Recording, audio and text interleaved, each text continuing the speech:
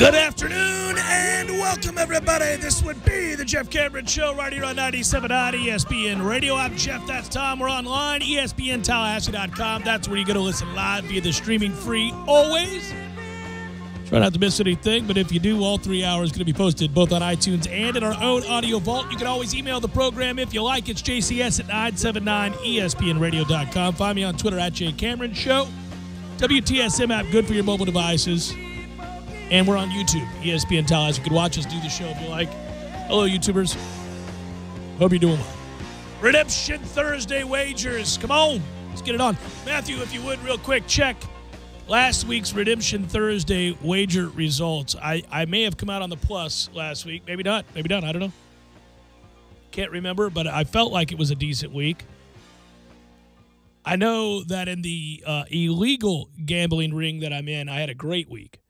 But on the up and up and for charity, I might not have been. I don't know. But I had a fantastic – I'm going to go ahead. I'm going to do this right in the face of the gods that govern sports gambling. I'm going to tell you that I was sensational last week. Really had Vegas's number, Tom. It's just been a good few weeks. And I just don't believe in superstition. It's stupid. I'm not worried about it. Either you pick the games right or you don't. Either you got a good feel for the teams or you don't. And, I get it's gambling. You're going to lose some no matter how well you scout it. But I've been on a roll. You've put your money where your mouth is, and that's why you've cashed in better than I have by a long shot. And I will admit that right out the gate. You got to do it. You got to have the courage of your convictions, my man, and make it happen. But I will say, this is a point of pride because I thought hard about these picks. I'm in a spread league that's college pro. Well, this one is a little. Yeah, this is a shaky week. But in the NFL last week, I was 8-1 in the Pick'em League against the spread. Well, let me tell you something. It hurts my soul that on a week that you went 8-1 against the number in the National Football League, you didn't make any money off of it. Yeah, I know. Because that'll never happen again. It probably And it has nothing to do. Yeah. It's not a slight on you. It's just that's a too good to be true weekend, and I know it's true. Those don't come around but once every 5-6 years. People don't go 8-1 against the spread in the NFL. They don't. I'm in one of those hybrid leagues where there's so many people, it's really, really hard to win unless you kind of shoot the moon across all picks. And it was the late slate on Saturday last week that got me. I mean, I think I only hit 1 out of 6. Oh, you're talking about the college games yeah. on Saturday? Mm-hmm. Man, oh, man, that was murder on me. But the rest of it was just fine. Well, all I'll tell you is I've been able to identify 4 or 5 games, 2 to 3 games, depending on the weekend, that I really love, and I've gone and I've gone in on it. You gotta do it. You gotta get while the getting is out there to be had, like I say. And when it starts to turn, you got to recognize that too. But yeah, that Wake Forest game I said on the air, everybody, let's go all. I even joked, bet your mortgage, whatever it was, and I mean it happened. Yeah, rather easily. It did. And there was I talked about the over in that Oregon-Nebraska game, and I was all in on that, and that went big. I mean, we had it done, got it done. So I've really only come up short, and that was by a half a point or a full point. Duke stiffed me. Yeah, and by the way, there were a lot of people I know that got Duke on 13.5, and they covered by a half point. Yeah, those lucky people. But other than that, I've been solid. Not lucky at all. It's about when you get the line as much as what you get the line for. How quickly you can pull the trigger on your belief, too, about what you know and what you don't. Hey, my games this week for Redemption Thursday, the wagers are up on the Facebook page. If you go to ESPN Tallahassee, 97.9, you type that into your Facebook page, you'll see we've posted them. But here they are, rapid fire to start the show. Iowa getting 12.5 at home. I like Iowa at home to cover that against Penn State. I think Penn State wins the game, but I think Iowa keeps it relatively close. They tend to keep most things close. I'll take Boston College. Clemson's got to be somewhat tired. They're a really good football team that has played 2 emotional games, Auburn and right after that, Louisville on the road. And they've won those games, but those have been physically taxing games, especially the Auburn game. Here they can sleepwalk to a victory, and I think they will sleepwalk to a victory. Thus, I take BC getting 34.5. You can rest some starters here, and I wouldn't be surprised if Clemson doesn't do that. I took Florida State. I took our Noles to give the 13 against NC State. I do have to admit it's one of the more iffy selections on my slate this week. I just love Florida State's defense. That's the number one thing I took away from the Alabama game was how good Florida State's defense is. I'll grant you that, Jalen Hurts is not a good thrower of the football. or a consistent passer out of the pocket. So as they begin to face guys who can do that, maybe some weaknesses will be revealed. But I think Florida State is so stout up front that by and large they're going to make people one-dimensional, and they're dynamic, deep, talented in the secondary. And so I like Florida State to be able to control the line of scrimmage. And if you're able to do that, then that gives your offense an awful lot of time to kind of figure it out. And so I think it's a plotting game. I think it's a game that Florida State keeps the number down in. I'm looking at the under of this game. I think it was 51. I'm looking at the under. But I took Florida State to kind of pull away late, get a lot of possessions because they get a lot of stops, and win this game somewhere in the neighborhood of 24-7. So I'll give the 13 points. It's a successful debut for James Blackman. Georgia's given 5.5 to Mississippi State. Tom and I disagree on this game. I like Georgia to win the game between the hedges. I like Georgia to play stout defense against the run and make Mississippi State one-dimensional, make Mississippi State throw the football more than they want to. I like Georgia to run the football a little bit better, certainly, than LSU did. So I think Georgia to win this game. Should be a good football game, though. It's a fun one to watch. Give me Florida. Give the points to Kentucky. Everybody's jumping on Kentucky because Florida doesn't look very good. Well, guess what? Kentucky's not very good. And one of the weaknesses that Florida has this year that they haven't had in a while, so far it looks like you can run on Florida, which makes it all the more egregious what Tennessee didn't do against Florida when given the opportunity a foot away from the goal line, lining up in the shotgun, throwing the football. Rather dumb, obviously. Butch taking heat rightfully. But Kentucky doesn't run the ball well. So that's a problem. You can't take advantage of Florida weakness. Because of that, give me Florida to give the 1.5 and continue a very long winning streak against Kentucky. I'll give that 1.5. Give me Ohio plus 2.5 against Eastern Michigan. Give me Miami. That would be the Canes. Running the football over a Toledo defense that doesn't stop the run. Could be a long evening for Toledo. Give me Alabama. Give the 18.5 against Vandy. Vanderbilt, I don't know how they're going to score in this game. It could be a boring game, true. Give me Alabama to cover just because I don't think Vandy can score. And in the NFL, took a weird thing here, took a runner on it. I like the Bills' defense an awful lot. I think Denver comes back down to earth. I like the Bills' defense plus 3.5. So the hook was the difference maker there for me. Denver wins a close one, but give me Buffalo plus the half point. They're 3.5 there. And Philadelphia giving 6 to the Giants. I'm giving up on the Giants already. That's dangerous to do to an 0-2 team, but I'm going to do it. Philly has owned the Giants the last 3 years. I don't think the Giants can block it up. Give me Philadelphia. Give the 6. Got a stat for you, and then a question after that. These are last week's picks right here, and 6-4. Okay, good. A winning week. Winning week against the number is kind of rare, so 6-4 last week. That's good. And the question I have is, yes, Walton and the Canes against Toledo. Walton's going to run for 200 yards. Okay. Is that a game that at least piques your interest to perhaps put some money on? Potato chips? You want Toledo? No. I'm just saying in your own life, away from the 10 that you have to pick for a charity and you know, non-perishable food items. Do the right thing. Is that one that piques your interest, or do you stay away from it because the Canes have had a layoff for so long and they didn't practice for a longer stretch of time than Florida State? Yeah, I can't. It's hard to read those games for these teams that haven't played at all. You know, Florida State and Miami specifically, because I do think from a talent standpoint, if this were any given week, you would pick Florida State and Miami to kind of cruise here. But you don't know what the layoff does. Both with young quarterbacks, both in situations where you don't know how they'll react. But Toledo can't put the kind of game pressure that NC State can. They don't have the talent.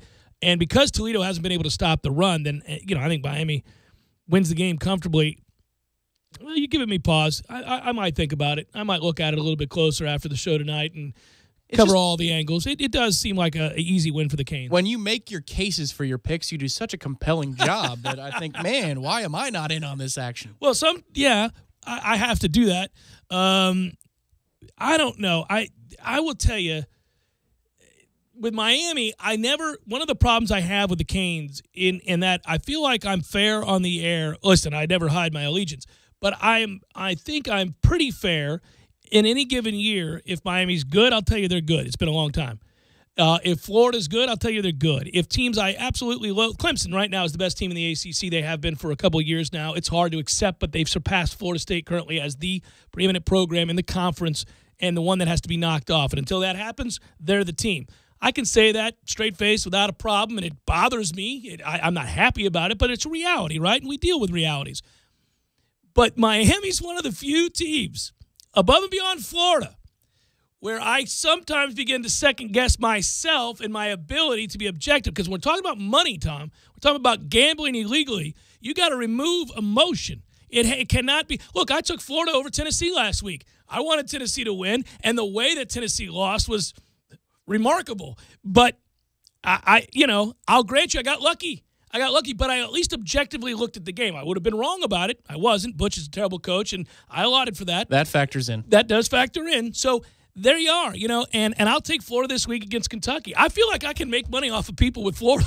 Is that where you are now with NC State and why you took Florida State and decided to lay the 13? Is because of NC State's coaching woes? Just bad things seem to happen to NC State in such a frequency that it can't just be happenstance? Well, that's the point I made a week ago when there was an argument to be made that NC State's results, if you look at it from an advanced metric standpoint, you look at the S&P and the things that Bill Connolly and those guys do. You look at every factor. The quality of competition, the recruiting trends, all those things. You could argue that he's not doing as bad a job as people think he is. It's just that the rest of the ACC got better. That the conference is a lot better than it was back when NC State was having better results. So he comes in and the perception is the results aren't there. You're not. These records aren't what we want. You got to do better than that. But when you look at how well they've played in the games they're supposed to win, they win the games they're supposed to win. They just lose more of the games than they used to because the conference is better and they're not good enough to win as many games as they did, say, when Russell Wilson was there. Yeah, but in incredible fashion. That's the problem for last year. Okay, so I'll give you both arguments. The one that I just made was in favor of Doeren not being as bad, but I don't think he's a very good coach. I'm not in love with him as a coach, and I'm not in love with how often NC State seems to lose games in miraculous fashion. And you're right, it doesn't seem to be something that you could chalk up to happenstance. It does seem like something that permeates the team's mindset, perhaps. And so I don't know. Maybe that's just always the mentality you have when you're not an elite-level program, that when you're in a position to beat an elite-level program, you begin to second-guess yourself. You begin to ask aloud, should we really be doing this? And the programs that are elite and the programs whose players have the sort of cock-of-the-walk sort of belief in themselves, then those players are not lining up scared, and the moment's not too big, and they believe they're going to go down and make the plays that takes to win the game. And the players that have put themselves in a position to win the game that don't feel that way about their program and themselves are beginning to second-guess whether or not this is reality, this can actually happen. And maybe that's what happens to programs like NC State on a fairly regular basis. And maybe you can remove Doeren and you bring in somebody else, and the same thing's going to happen because NC State isn't magically going to transition into an elite-level program until the investment's there. So, I allow for all of that. But, yes, that's a long-winded way of saying I frequently second-guess NC State. It is hard to fathom, though, that a year ago they had Florida State beat and a kid can't hold on to an interception. That's not Dave's fault. And they have Clemson beat, and a kid can't hit a 20-yard chip shot. I mean, that does make me feel bad for him a little bit. I'm kind of like... If it's possible. Well, but think about that. If that guy had won those 2 games, not only do they not lose whatever it was, 5 games last year. Yeah, Alabama's pretty happy. So is Ohio State. Well, at that point, NC State goes 9-3 with a win over Clemson and NC State. Florida State, yeah. Florida State. What a shift of narrative. I mean, think about that. It's crazy. Jeff Cameron Show, 97.9 ESPN Radio.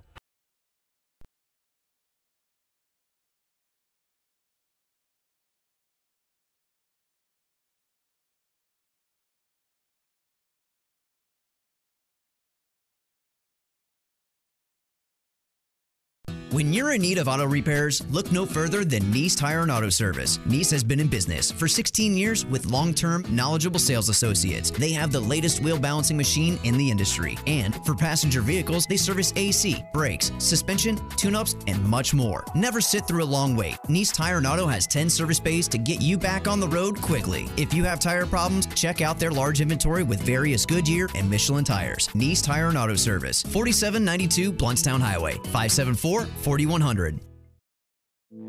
You put your mower through a lot. All that back and forth can add up to thousands of miles. That's like mowing cross country. Gravely commercial mowers are built for all-day performance, helping you get the job done mile after mile. Gravely, built to mow the distance. Get your Gravely motor only at TNT Supercenter, your one-stop shop for work or play. 14585 Highway 19 South, Thomasville, Georgia. TNTSupercenter.com. I'm talking tough, like a state of mind. tough like a soldier on the front line. Tough when it gets rough, like my Ford truck, always enough. I'm talking tough. Franklin Spring Creek Ford, the place to find your next truck in southern Georgia. I'm talking tough. Hey y'all, we're Chris and Preston from Low Cash. Head to Franklin Spring Creek Ford and see them about all of your vehicle needs. Steve Chapman and Captain Mike Ortega as they catch you up to speed on what's new and biting in the North Florida region. Big-time guests, celebrities, interviews, and 3 hours of the fishing info you need. Fishing Florida Radio is brought to you by Sea Quarters Marina off Highway 98 in Carabel. Sea Quarters Marina, your full-service marina, and presented by Hobbit American Grill, locally owned and operated since 1978. And now, a Sport Clips well-played moment. Gentlemen, as you sit in your car or on your stationary bicycle to victory, what do you ponder?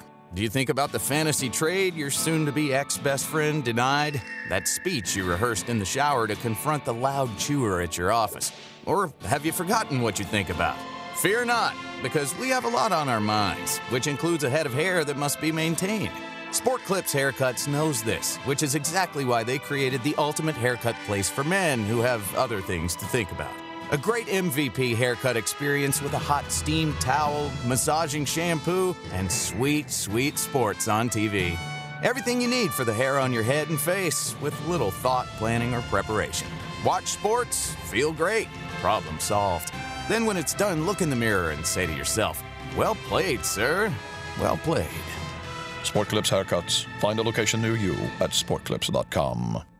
Football season is in full swing, and so is AAA One Transmission. AAA One Transmission is locally owned and operated by Tim Pridgett, who's been servicing the Tallahassee area for over 37 years. Brakes, transmissions, electrical systems, tune-ups, and battery checks. No matter what ails your vehicle, AAA One Transmission can make your automobile healthy again. Don't put off your auto repairs. Stop it at 1023 North Monroe Street or call them at 222-2532. The big game is almost here, but you can't afford to go because ticket prices are through the roof. Don't worry, we got your back. Anytix.com offers you the lowest price tickets, guaranteed. Anytix.com doesn't mark up tickets. Anytix.com has zero. That's right, no buyer, seller, or service fees. For a small monthly fee of $9.99, you get access to all their wholesale tickets. Go to Anytix.com today. That's Anytix, T-I-X-X. Enter the coupon code ESPN Tally and get 20% off your subscription. Anytix.com, changing the way you buy tickets. Hey, Fido! Yes, bud? Hey, have you heard about that Hair of the Dog sports bar? Yeah, it's all everyone's been barking about. It's Midtown's #1 sports bar with over 50 TVs, burgers, loaded nachos and wings, and a massive bar. Plus, Hair of the Dog is human-friendly, but you gotta keep them on a leash. Sounds like a great place to watch those human teams play catch. You mean football? Hair of the Dog Sports Bar, Midtown, North Monroe behind Brugger's. Best drink prices and juiciest burgers in town. Sexy French poodles welcome. Proof Brewing Company and For the Table Hospitality present the 5th annual Florida Tap Invitational, September 29th and 30th. This 2-day event features a block party Friday and a beer festival on Saturday. VIP and general admission tickets are available at FloridaTapInvitational.com. You're locked in with the Jeff Cameron Show on 97.9 ESPN Radio.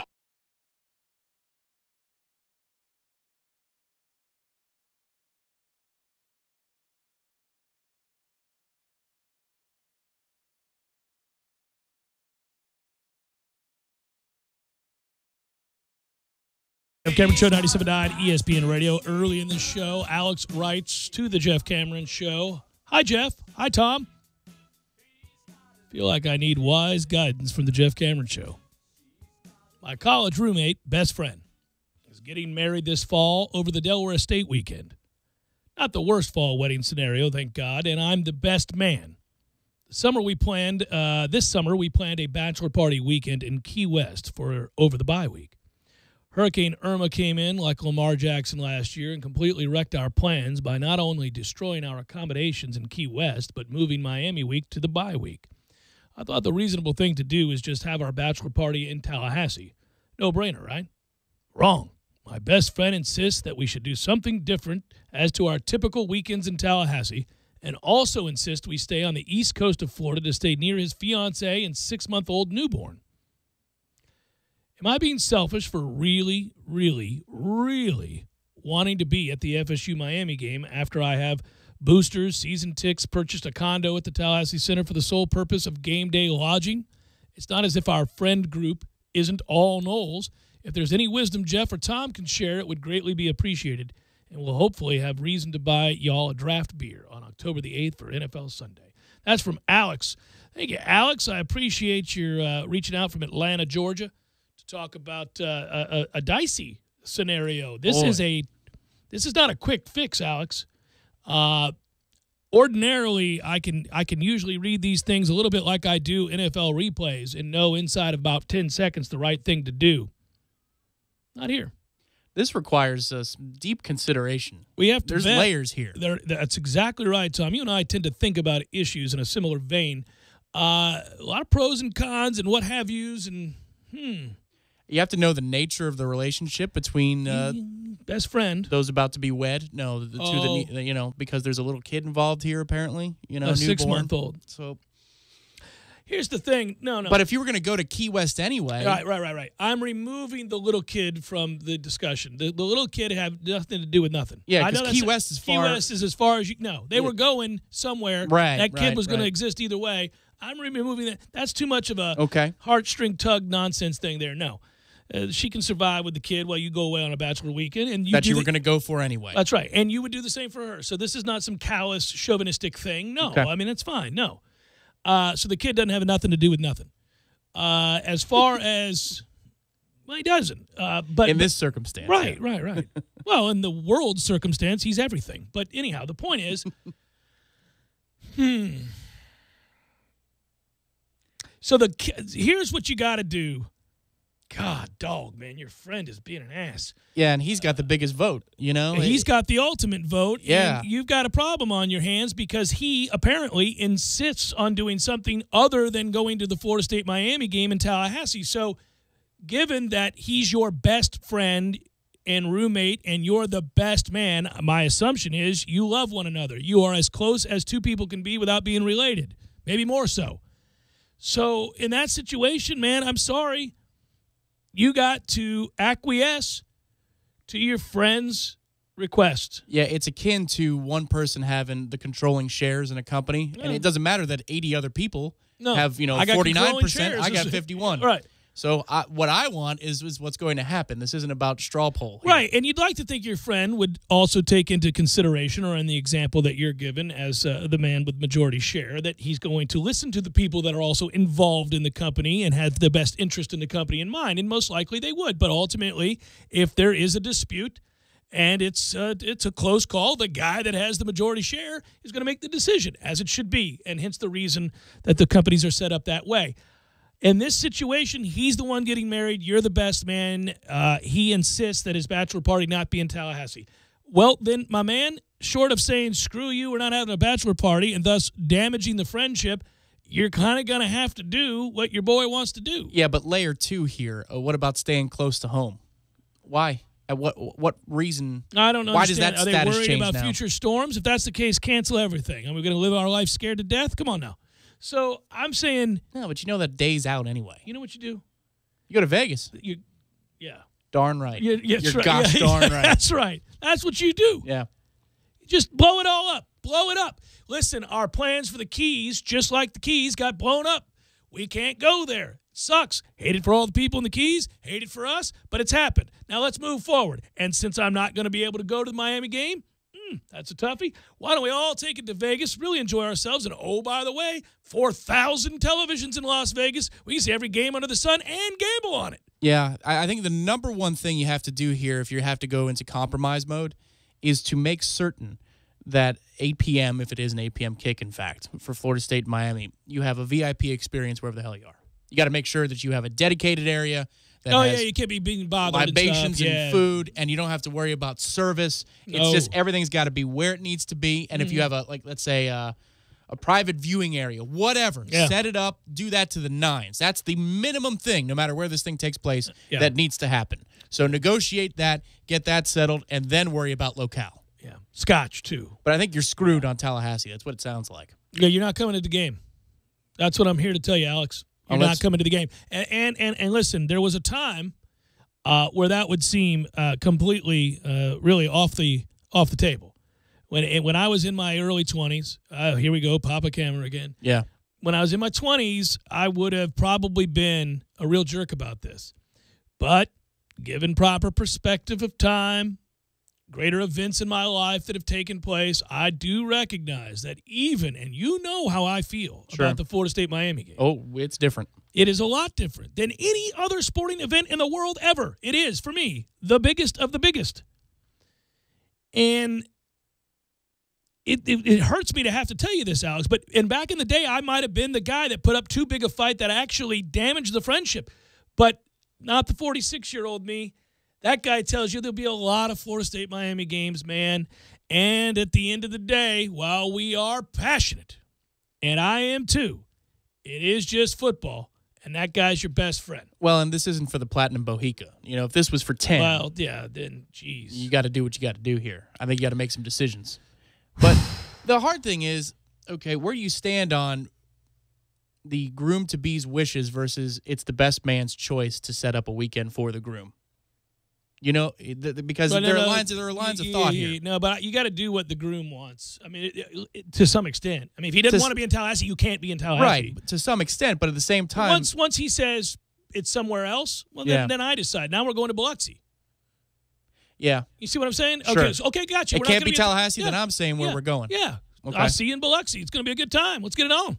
Yeah, that's – but listen, I don't know what their relationship's like, and I don't know, you know – I'm just telling you what I would do in that situation. Not everybody gambles like I do. Not everybody cares about the same things. Well, I'd go to some freaking music festival or something. But, yeah. If you need to unload some tickets, too, you know, just let us know. Looking for a couple. So, you know, just let me know, Alex. Anyhow, Alex, thanks for listening to the show. That sucks, man. That's a toughie. You got to tell your friend that don't tell him anything. Don't tell him anything. We'll tell you, hey, Alex's friend in this scenario, you kind of put your boy in a tough spot there, man. You need to tell your lady friend to slow roll with all this being close to her nonsense. We can go wherever we want to go. You're east coast of the state. Key West is far from any coast of the state. Yeah. It's its own little area. That's crazy. It's a separate world. You should calculate the distance of a drive between Tallahassee and wherever this east coast area is and Key West. And have it be something akin to the distance it would take. You know, I drove to Key West from Tallahassee. Go to Savannah. Have a good time. Yeah, Savannah's a little overrated. But I'll tell you, just saying. To me, it's a little overrated. This is a sticking point with my wife and I. We get into arguments about this. She loves Savannah. Okay. I'm like, all right. Hilton Head. There you go. All right. A little too touristy for me, but yes, you're on the right plane now. Now we're moving I'm somewhere. sure they got packages for just this very scenario. Yeah, they might indeed. Biloxi does. Jeff Cameron Show, 97.9 ESPN Radio.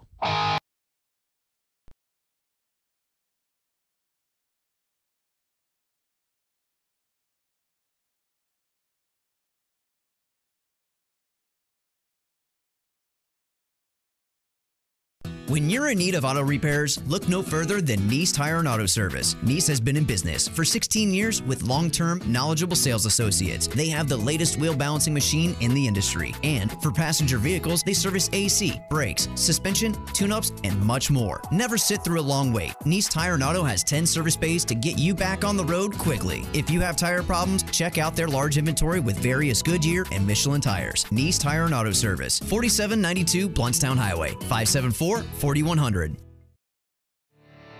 You can tell a lot about a tractor by its warranty. That's why Mahindra makes the toughest tractors on earth. With steel, not plastic. Backed by the industry's best limited powertrain warranty, period. Not 5 years, not 6 years, but a full 7 years on select models. No wonder the other guys are green with envy. No money down, 0% interest, and no payments until July. Available at TNT Supercenter. I'm talking tough, like a state of mind. Tough, like a soldier on the front line. Tough when it gets rough, like my Ford truck. Always enough, I'm talking tough. Franklin Spring Creek Ford, the place to find your next truck in southern Georgia. I'm talking tough. Hey y'all, we're Chris and Preston from Low Cash. Head to Franklin Spring Creek Ford and see them about all of your vehicle needs. The world's #1 job site. Terms, conditions, and quality standards apply. And now, a Sport Clips well-played moment. Gentlemen, the mind of the human male is a peculiar thing. Every day we walk through a car wash of external stimuli, from the eyeballs to the ear holes, to exotic hot dog smells, to imported energy drinks. So does our mind wander? You bet it does. Wait, what was I saying?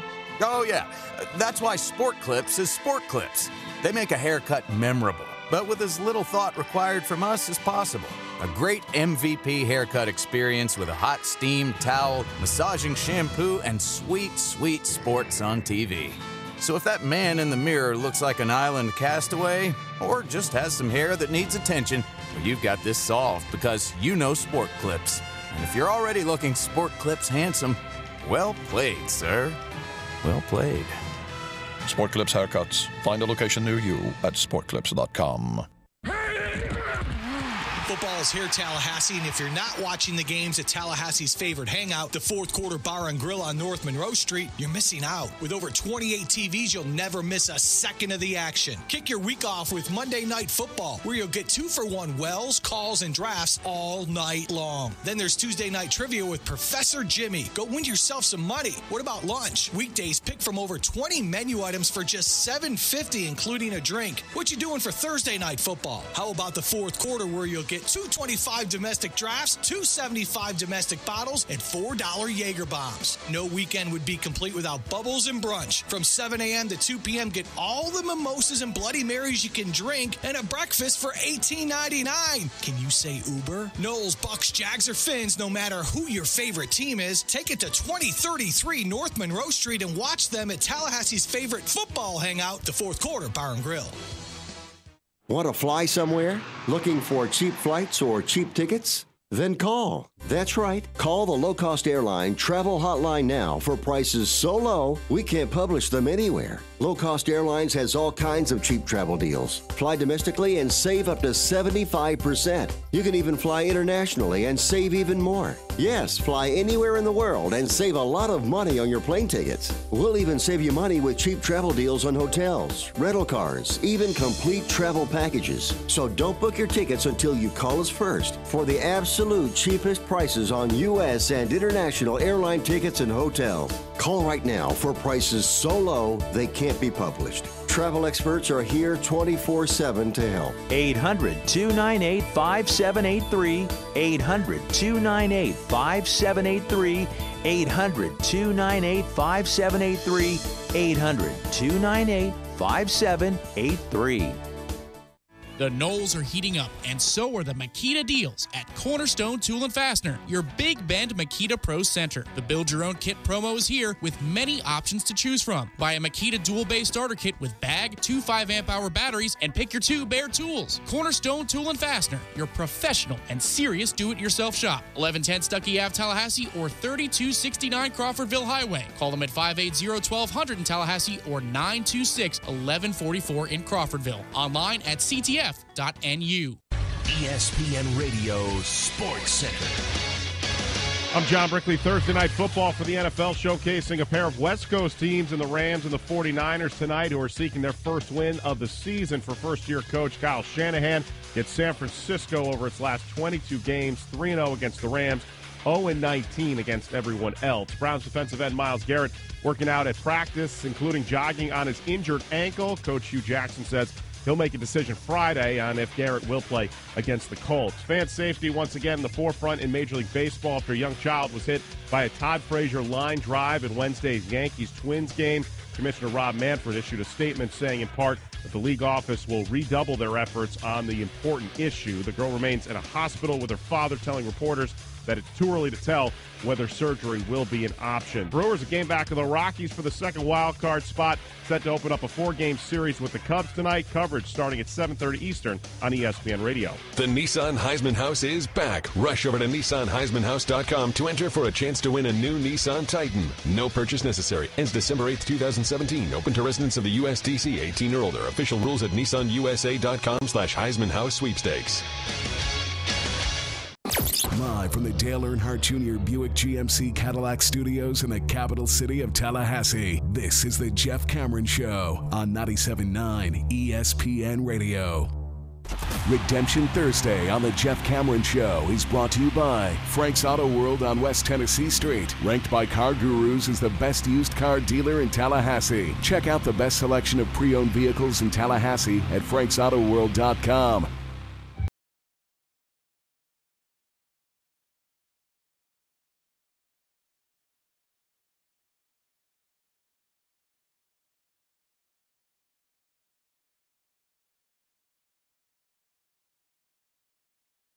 Love how ominous Cypress Hill always is. It's just beautiful. You're like, ooh, somebody's going to get killed. It's Jeff Cameron Show, 97.9 ESPN Radio. Still remember when I bought that record? Most records. Underrated for pregame, music on the playlist. Everybody thinks metal and all that. Oh, But yeah, this yeah. is, No, this is right there. Right there, yeah. Shivs. Kevin Wright is the head football coach of IMG Academy. He was quoted in the Washington Post. I want to see if you agree with this quote. There's a lot of talk right now about the dink and dunk nature of the NFL. Completion percentages are at an all-time high the last year and plus of football. The turnover is the root of almost all losses, and coaches have figured it out that, you don't turn it over, the other team will lose the game. And so it's a copycat league. And in that copycat league, they're just asking their quarterbacks to dump the ball off. And some are theorizing that it's led to a terrible brand of football that's not a lot of fun to watch. And it was funny because it mirrors my concerns of the conversation Dirk Cutter was having with Jameis during Hard Knocks in the preseason, where you got to be careful what you tell a guy who has the ability to make a defense defend the entirety of a field. What you tell a guy who's willing to take chances based on skill and pre-snap read and ability to make anticipatory throws and arm strength and everything else, got to be careful what you tell him to do. You don't want to tell Aaron Rodgers not to take chances down the field. You don't want to tell Tom Brady not to take chances, although, I get it. I mean, when he has the guy, he does throw it deep. When they don't, he won't, and he understands that. But there are plenty of guys that throw the ball down the field that are really good at it, and I think adds to their team's offensive dimension. But at the same time, turnovers are crucial. So the point would be this. A lot of people believe it's hurting the league, that it's leading to a boring brand of football, and you've seen a spate of articles now that have come out about that very thing. I think offensive line play is a big problem in the NFL right now, more than teams unwilling to take chances down the field. Although I'm not a big fan of that either. They basically are calling it the Alex Smith of football. That's what they're saying, that it's changing the game. Quote from Kevin Wright: I struggle to watch a whole NFL game. I could watch college football from the time game day starts in the morning until I fall asleep watching some West Coast game. You're just flipping through channels watching game after game after game. The average fans, well, they like action. And there's way more action in college football right now than there is the NFL. You agree with that? Yes. Yeah, in short, I think there is more action. I think there's more ferocity to the NFL game, though, and that's the difference between the two. Sure. It's interesting because I think that it's usually the marriage of several things that lead us to become disgruntled with a product that we ordinarily love. And for me, I think it's too simplistic to say that it's because teams are refusing to stretch the field, quarterbacks are being encouraged not to be gunslingers, to dial it back, dump off the football. That is happening. You did just watch one of the ultimate gunslingers who's got the biggest arm in the league throw for 122 yards and a 2-touchdown victory. I mean, you just saw that happen, and it's not the way I want to see Matthew Stafford play, frankly. But that's just what happened. And it is probably being encouraged to a place where it's not going to be good for the league aesthetically. But I also think it's the endless amount of replays that take 4 and 5 minutes to look at. All of last year, it plagued the league to a point where that was the talking point. That was the reason we sat around complaining on Mondays that, do we really need to do this? Hence the reason that the larger talking point we've had on this show is that, is it so freaking hard? I have sat and watched game after game just like you have, and every time I do, when it comes to a replay, inside of 30 seconds, I got a pretty good handle on whether or not he was inbounds or out of bounds, catch or no catch, fumble or no fumble.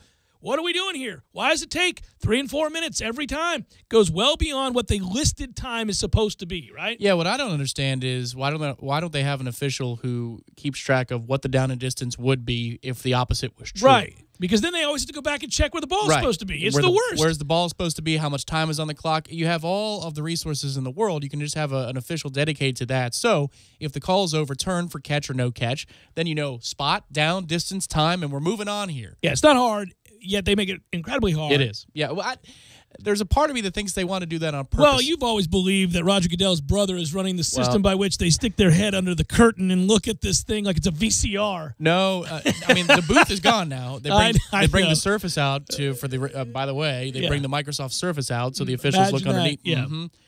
Part of me thinks they want to keep people's eyeballs on the television a little bit longer. Well, let me say this. That would be weird given the fact that they did announce, in essence, that they were going to try to quicken games and get rid of certain elements that they deemed to be unnecessary, superfluous, and they have done that. They have done a good job with that. The commercials after kickoffs and stuff like that, remember removing those things? They're doing that. So I don't know if it's that or not, maybe. But I do know when you begin – I will say this. This is interesting to me. And I've noticed it before, but maybe now that I'm doing more of it, it really hits me hard how little action there is in an NFL game. Maybe even in a college game, but it's certainly in an NFL game.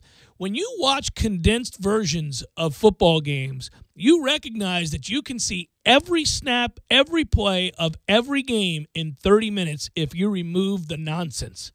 If you remove the jogging back to the huddle, you know, the call, the walking to the line of scrimmage, just the non-play, if you remove, obviously, the commercials, which they can't do, and I don't blame the NFL for that, but if you remove the commercials and you remove all the TV timeouts, the things that they make allowances for, man, you can watch a whole football game in 30 to 40 minutes.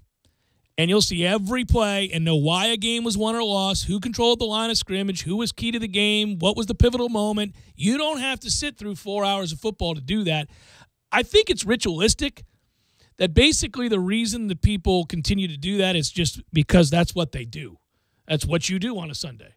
Sorry, that's just what I'm going to do. I'm going to sit around here from 1 until 4:30 when the first game ends, and I'm going to switch over my viewing experience to the later game, and then, I'll have dinner with the family when that one's over, and I'll wait the kickoff to Sunday Night Football, and then I'll go to bed, and we'll watch Monday Night Football because that's just what we've done. Yeah, but at the same time, I'd say, you could watch a condensed version of a Major League Baseball game in 20 minutes, 25 minutes. So, there's something to a game breathing a little bit. I don't want to go all the way on the other side of this and become a millennial.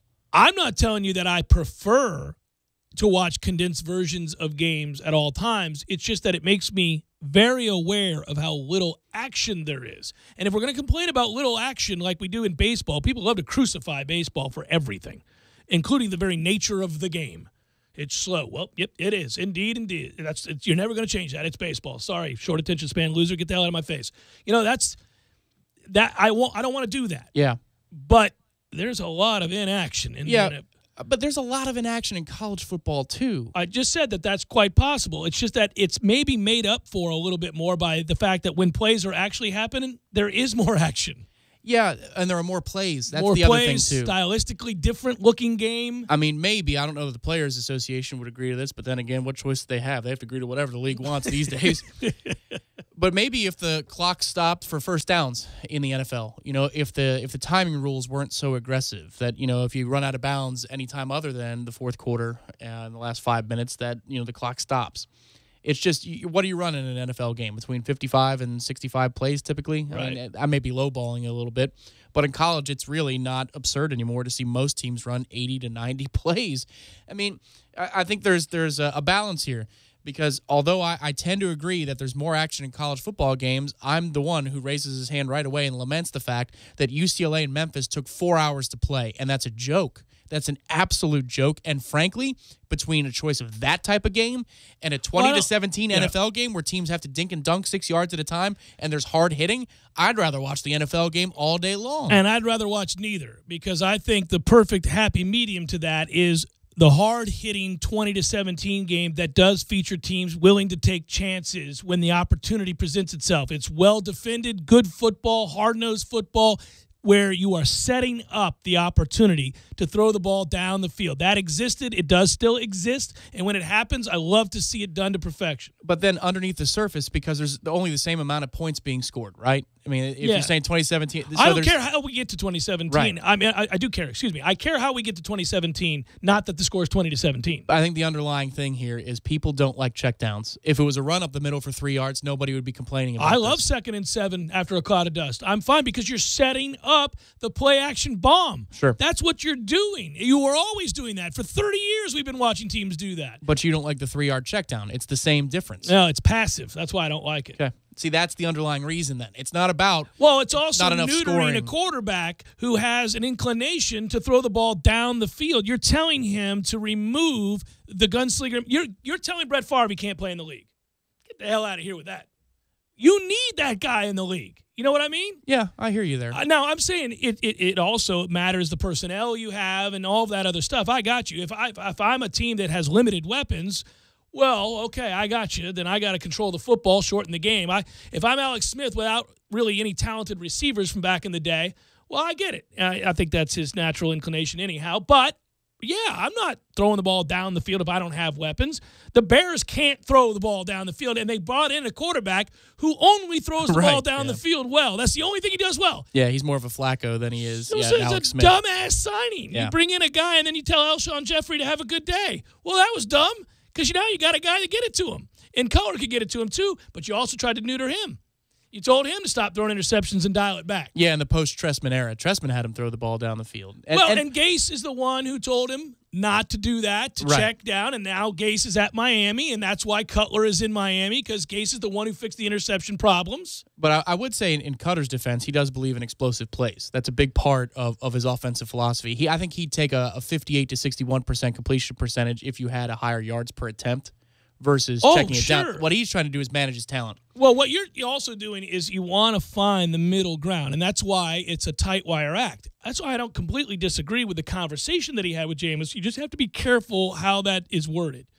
You know, you don't want to equate taking the occasional chance down the field that doesn't always go well with the wrong decision. Don't equate those two. It's not the wrong decision. It just didn't work out. The other team's paid too. You know, I mean, it's okay. Yeah, I agree, but he still did call quite a few shots down the field in his first game. So it's not like Dirk is – I get you. In key moments, third, fourth quarter, there are times when his playbook shrinks. Last year it shrunk. Like perhaps a body part might shrink. It was for unbelievable. It was cut in half. He went swimming in Delaware in November. Yes. It was ridiculous. I totally agree. But I think philosophically, before he gets in those moments, which he needs to grow in, I mean, quickly, if the Bucs are going to succeed, you know, in January, you need Dirk to go play for the win.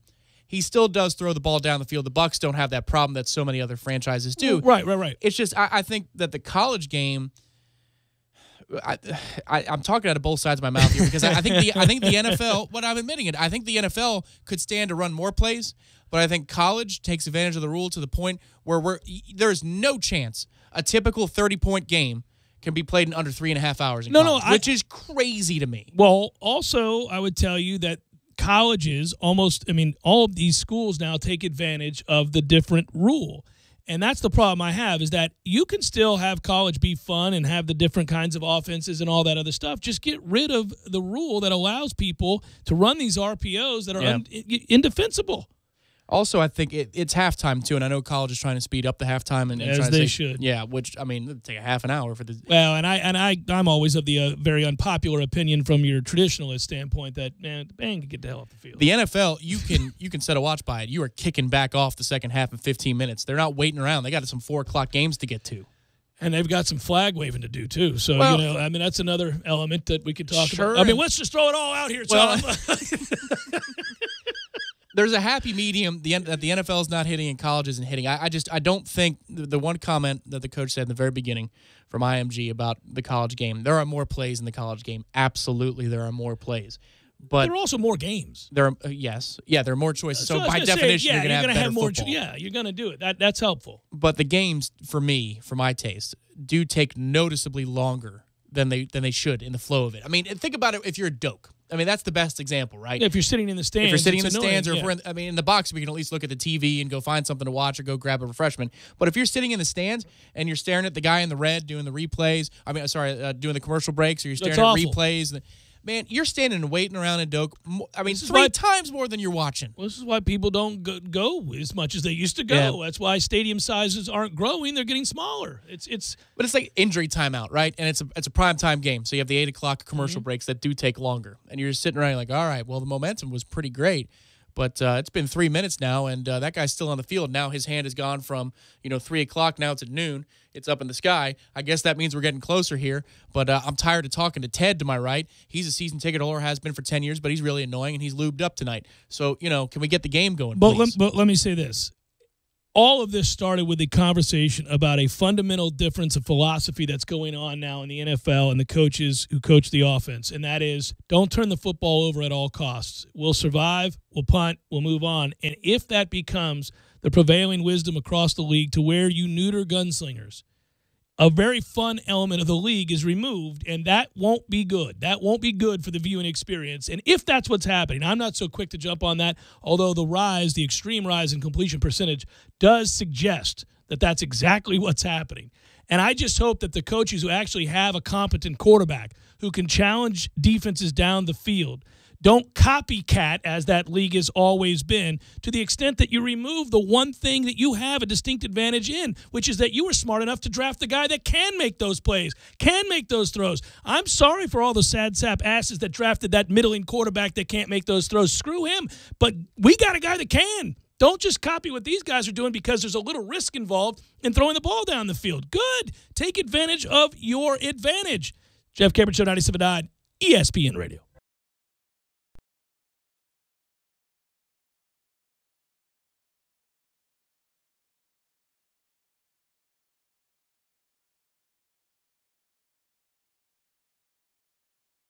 When you're in need of auto repairs, look no further than Nice Tire and Auto Service. Nice has been in business for 16 years with long-term, knowledgeable sales associates. They have the latest wheel balancing machine in the industry. And for passenger vehicles, they service AC, brakes, suspension, tune-ups, and much more. Never sit through a long wait. Nice Tire and Auto has 10 service bays to get you back on the road quickly. If you have tire problems, check out their large inventory with various Goodyear and Michelin tires. Nice Tire and Auto Service, 4792 Bluntstown Highway, 574-4100.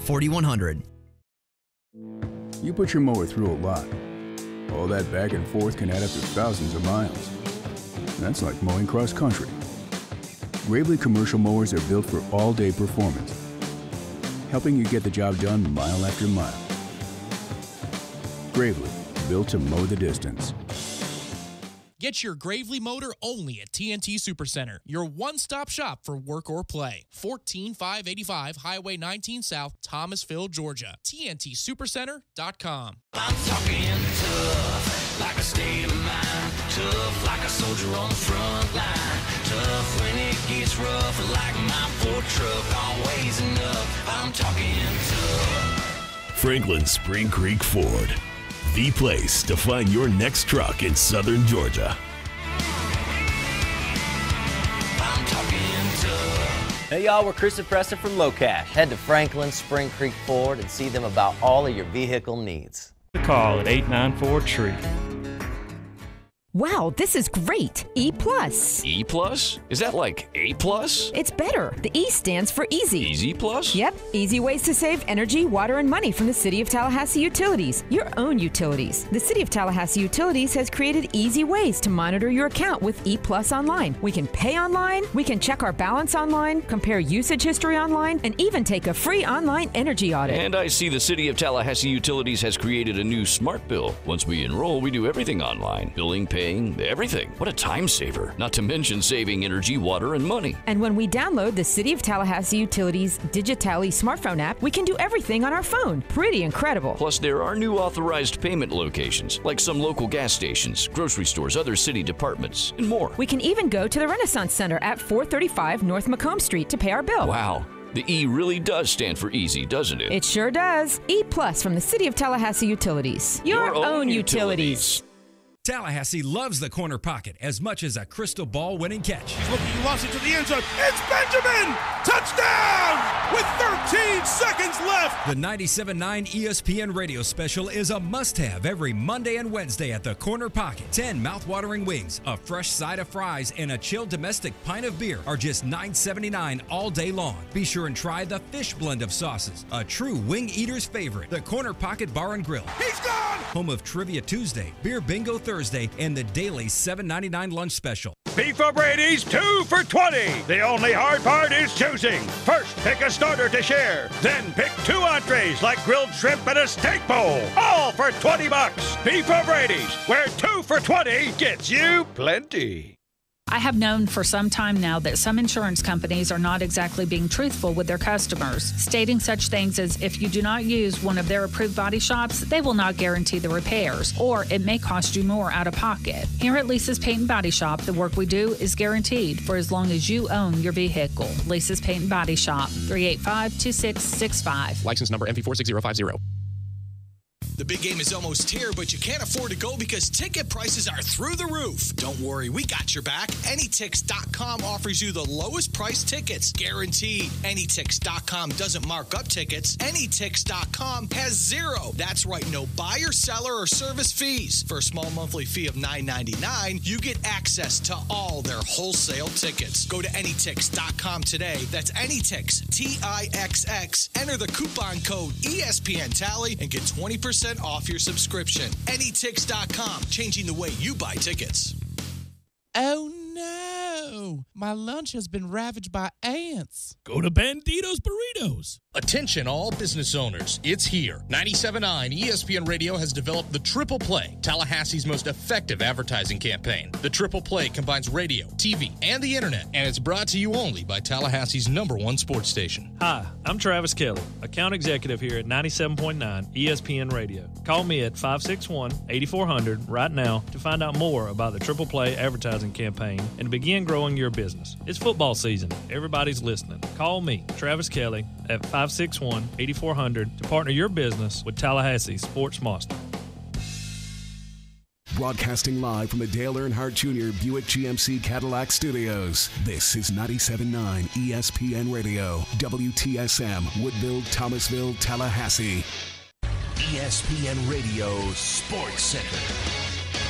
I'm John Brickley. Thursday Night Football for the NFL, showcasing a pair of West Coast teams in the Rams and the 49ers tonight, who are seeking their first win of the season for first-year coach Kyle Shanahan.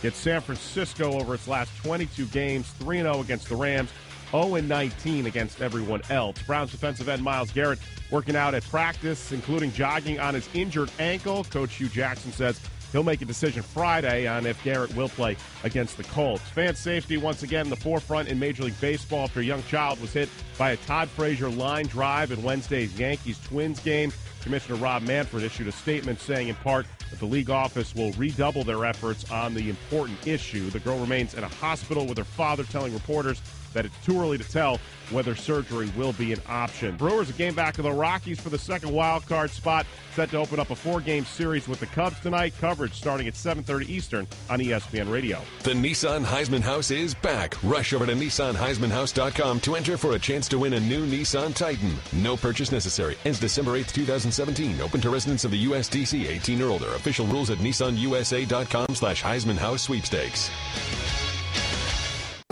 Live from the Dale Earnhardt Jr. Buick GMC Cadillac Studios in the capital city of Tallahassee, this is the Jeff Cameron Show on 97.9 ESPN Radio.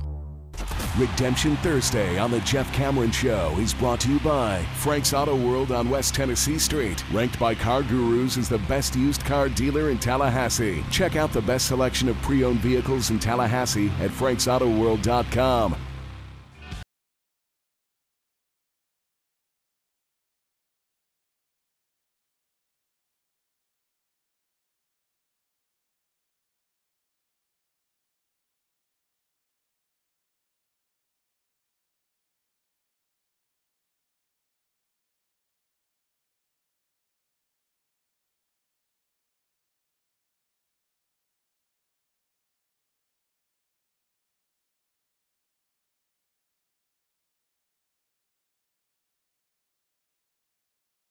Hour number 2, Jeff Cameron Show, 97.9 ESPN Radio. A fine Redemption Thursday to you and yours. Good football discussion last hour. We'll continue that football discussion as we move forward this hour. We're online, ESPNTallahassee.com. That's where you go to listen live via the streaming. That's free always. You can email the show if you like. It's JCS at 979ESPNradio.com. Find me on Twitter at Jay Cameron Show and YouTube. ESPN Tallahassee on YouTube. My Redemption Thursday wagers are looking like this. Scan the sheet, Tom, and I see 10 winners. That's what they're looking like, 10 winners. They always look like that on a Thursday. How many times have you had a clean sweep of 10 No, ever? I don't think so. Okay. I can remember a number of years back, I went 9-1 one weekend against the number, but they were all college games. When you incorporate a couple, 2, 3 NFL games, you are really lowering your chances to have a clean slate. I'll give you a good example. I took Cleveland +8 against Baltimore. It's 24-10 in the fourth quarter. Cleveland has the ball in the Baltimore 7. They're going to cover the 8. They're going to score. Baltimore's going to run out the clock, and I've got my cover. And that ass throws an interception.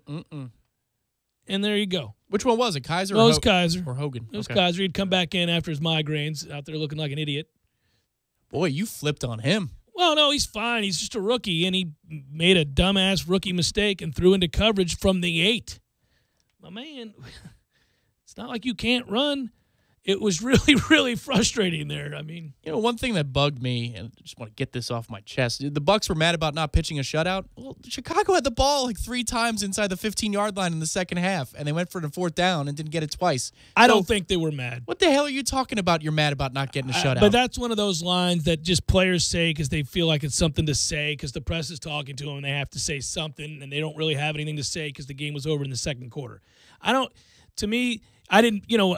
that Joe Bucks fan, Lee DeKemper, you'll hear that interview tomorrow on the air. We did it for the Scuttle Bucks podcast. He said that they were mad they didn't pitch the shutout. Dirk said it too. Well, just get the hell out of here with that nonsense. First of all, if you're really wanting to shut a team out, don't go into a dime and do a prevent to keep everything in front of you and give them 60 yards of field position. Right. That's just... And allow them into the red zone time after time after time. They just left everything in front of them, let them catch it, and tackled them. They gave up a ton of acreage just trying to make sure the clock ran. They weren't fighting for a shutout. That's just dumb. Iowa +12.5 against Penn State. BC +34.5 against a Clemson team that's going to cruise but rest. FSU, I gave it -13. Boy, Jimbo Fisher cannot stop talking about how good James Blackman is. I'll tell you that in a moment. Georgia -5.5 against Mississippi State. I'm giving when everybody else is taking. That's what I do. Hey, now. Florida -1.5 against Kentucky. I'll take Florida. Ohio +2.5 against Eastern Michigan. Miami -13.5 against Toledo. That was pretty good. Yeah. Alabama -18.5 against Vandy. I'm doing it. I don't think Vandy can score.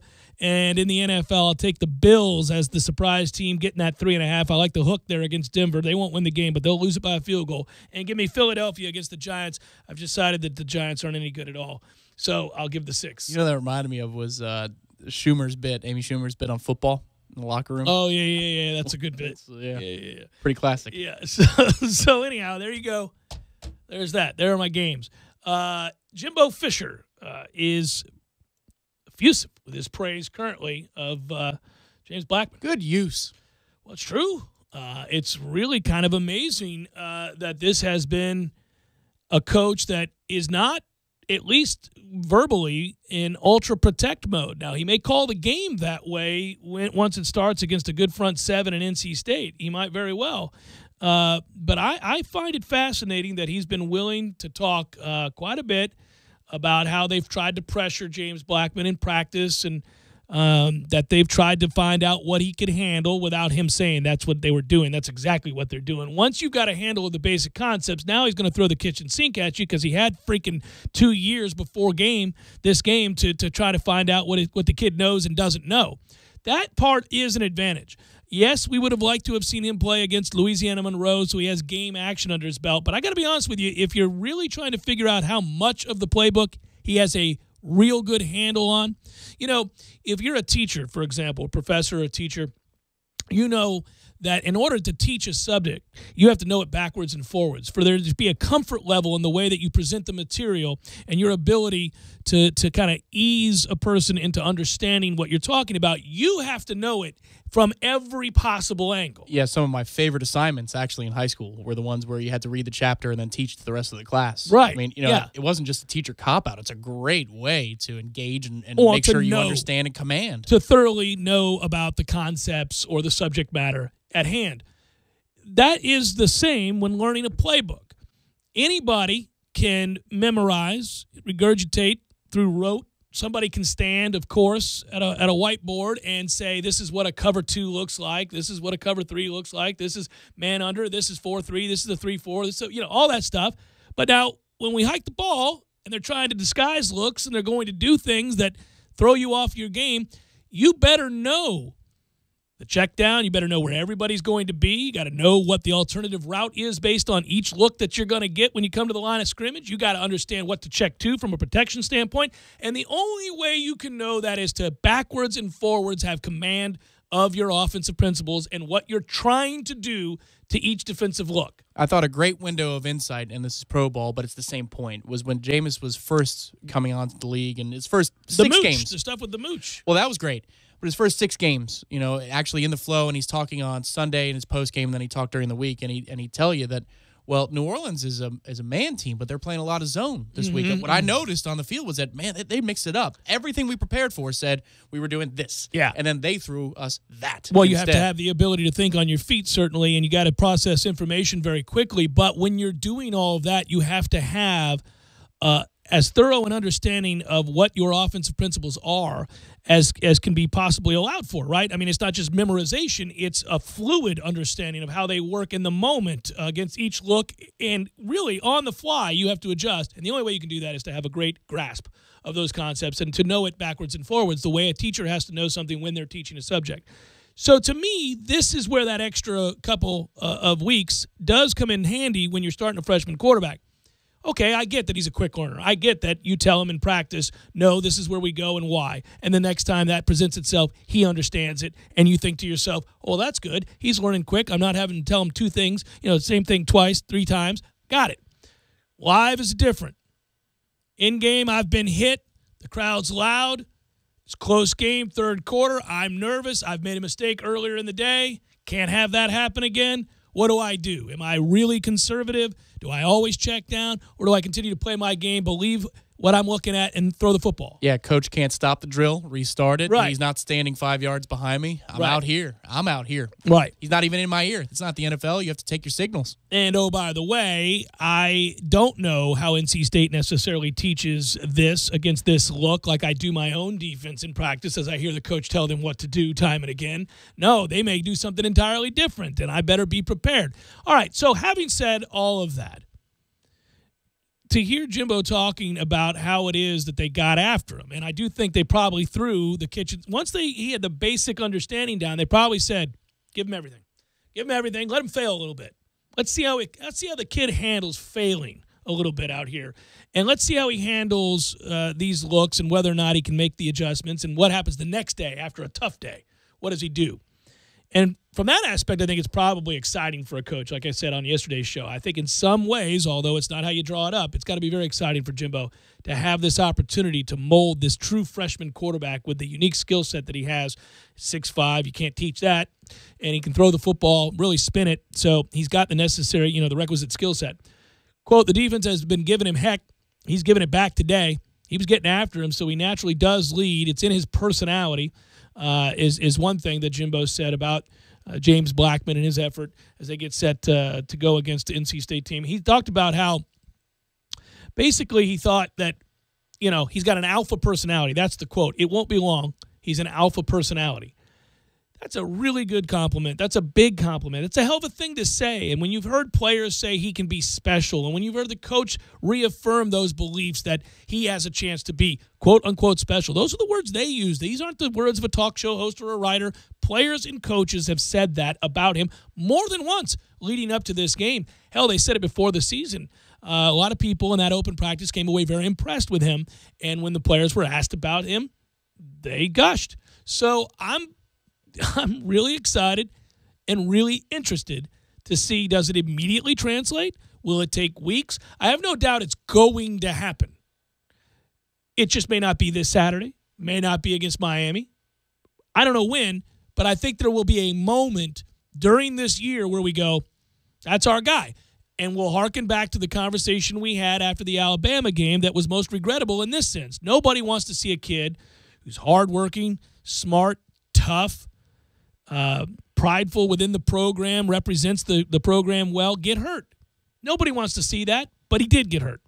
And at that point, I said that unfortunately I thought that might be the last time he ever starts a game, because I know they really are excited about what James Blackman can be. And if he fulfills that promise by season's end, then you have your guy who I think, frankly, has much greater upside. Well, the alpha personality thing sticks out to me because Jimbo said something along the lines of when he brought that up, he's going to come along now. He's coming for you soon. Man, so he's got command too? That was one question we openly asked the week of Alabama and even on game day for Alabama. It's who's going to be the leader on the offense? Of course, it's Frenchie's team, and it wasn't last year because Dalvin Cook's in that huddle. And Dalvin's been around for years, and you even saw Dalvin on a season with as the season went along. He talked after the USF game. He talked before the Orange Bowl, how much each game means to him. It's time to get up and go. So, I mean, there's a person who is a generational player in program history, and then he also has started to speak up more than he did in the earlier part of his career. All right, now it's Frenchie's turn, but can he be that personality? Can he be the one to dress down a receiver if a receiver doesn't run the right route? Well, he'll get an opportunity. And we asked, I even asked Sanders about that, Randy Sanders on Media Day. What's his style? And Randy said, Jameis would dress you down in front of everybody. But he'd also praise you when you did it right, and that's how he could get away with doing that. Correct. And I think you'd qualify those things as alpha personality. And I'm not trying to do that thing that everybody's radar is up for. We will from now until 2025. That's my guess. Any good quarterback, relatively decent quarterback that gives us an ounce of excitement about what they can be, will be compared to Jameis Winston. It's okay. That's so unfair because this kid's even a true freshman who wasn't an early enrollee. But, color me interested, not just about what he brings to the field with his skill set, but what is he able to do in commanding the respect of his teammates when times are down? What is he? Is he a guy that yells and screams at somebody on the bench? Is he somebody who puts his arm around a player? Does he stay away from him because he's a younger player and he needs to talk to his position coach? He lets somebody else handle it. The dynamics of that are all really, really interesting. Pretty cool to think, though, that he's the son of a cop. He can handle tough coaching. He can handle tough situations. He can handle being yelled at. He can be, you know what I mean? Well, I get what Jimbo's saying that he's going to come on as an alpha personality. I just wonder when. Sometimes Jameis had to acquiesce to some of the older players. But that in team was 2013. loaded with leaders at the time. Right. I don't know that this one is. Yes, the offense especially. I think Tate is a decent leader. I don't know about Izzo. I don't know about Eberle. Derwin is on the other side. Right. I mean, you don't have Dalvin in the backfield anymore. And I don't think Dalvin was a very good leader to begin with. And I don't mean that as a slight. I mean, Dalvin was a really quiet kid. Yeah, he was forced to take that role. And it just didn't. It never really resonated, I don't think. You don't have a fifth-year senior left tackle or anything like that. Eberle's probably the closest thing you have to a leader on the offensive line, and if he continues to play well, the voice will grow louder in the locker room, I imagine. But Eberle's a talker, and if he does play well, I do think he can assume that role pretty quickly, and he would have earned it. But, alpha dog or not, right away, I just want to see, when our defense is on the field, and, it could be for only 3 plays at a time, the way this defense is played. Where is this kid? Where's Blackman? Is he talking to the coaching staff, or is he around his teammates? Is he inclusive? I think he's standing next to Jimbo Fisher. Does he elevate those around him? You know what I mean? We just talked about it earlier in the week with Jalen. Don't tear down teammates, lift them up. So what does he do when things go bad? What does he look and sound like? This game will be about Jimbo Fisher, the play caller. This game will be about Jimbo Fisher, the shepherd, Jimbo Fisher, the former quarterback, Fisher, and I mean shepherding young players. Trying real hard. Yes, I knew you were going to go there, and it's a good one. This will be about Jimbo Fisher, the guy that has to kind of figure out the right balance of aggressiveness with paring down what a young kid can do, and engaging emotion, gauging where a kid's at, his response. It may not be the words, it's what do his eyes tell you. Yeah. A lot of that stuff. Well, when he was talking to Everett, that was a really interesting time, 2015 when he would come back to the sidelines. I really don't like this conversation. But it also told us a story, didn't it? Yeah, it always bothered me watching those two. That was just such a weird pairing. It didn't really work. But the incredulous look on Coach's face sometimes, whenever it would give him a response, he'd go, what? What are you talking about? Many years from now, they could maybe write a weird book that wouldn't sell about this one season where Everett was here, and I don't want to talk about it. It's just a weird. Well, it's just a mean thing to say. I don't know if he was all there. I don't. You don't think he was a Ginsu knife? No. Okay. No. Butter. It was a butter knife. Ooh. Yeah, it was frustrating, I think, at times. Jeff Cameron Show, 97.9 ESPN Radio.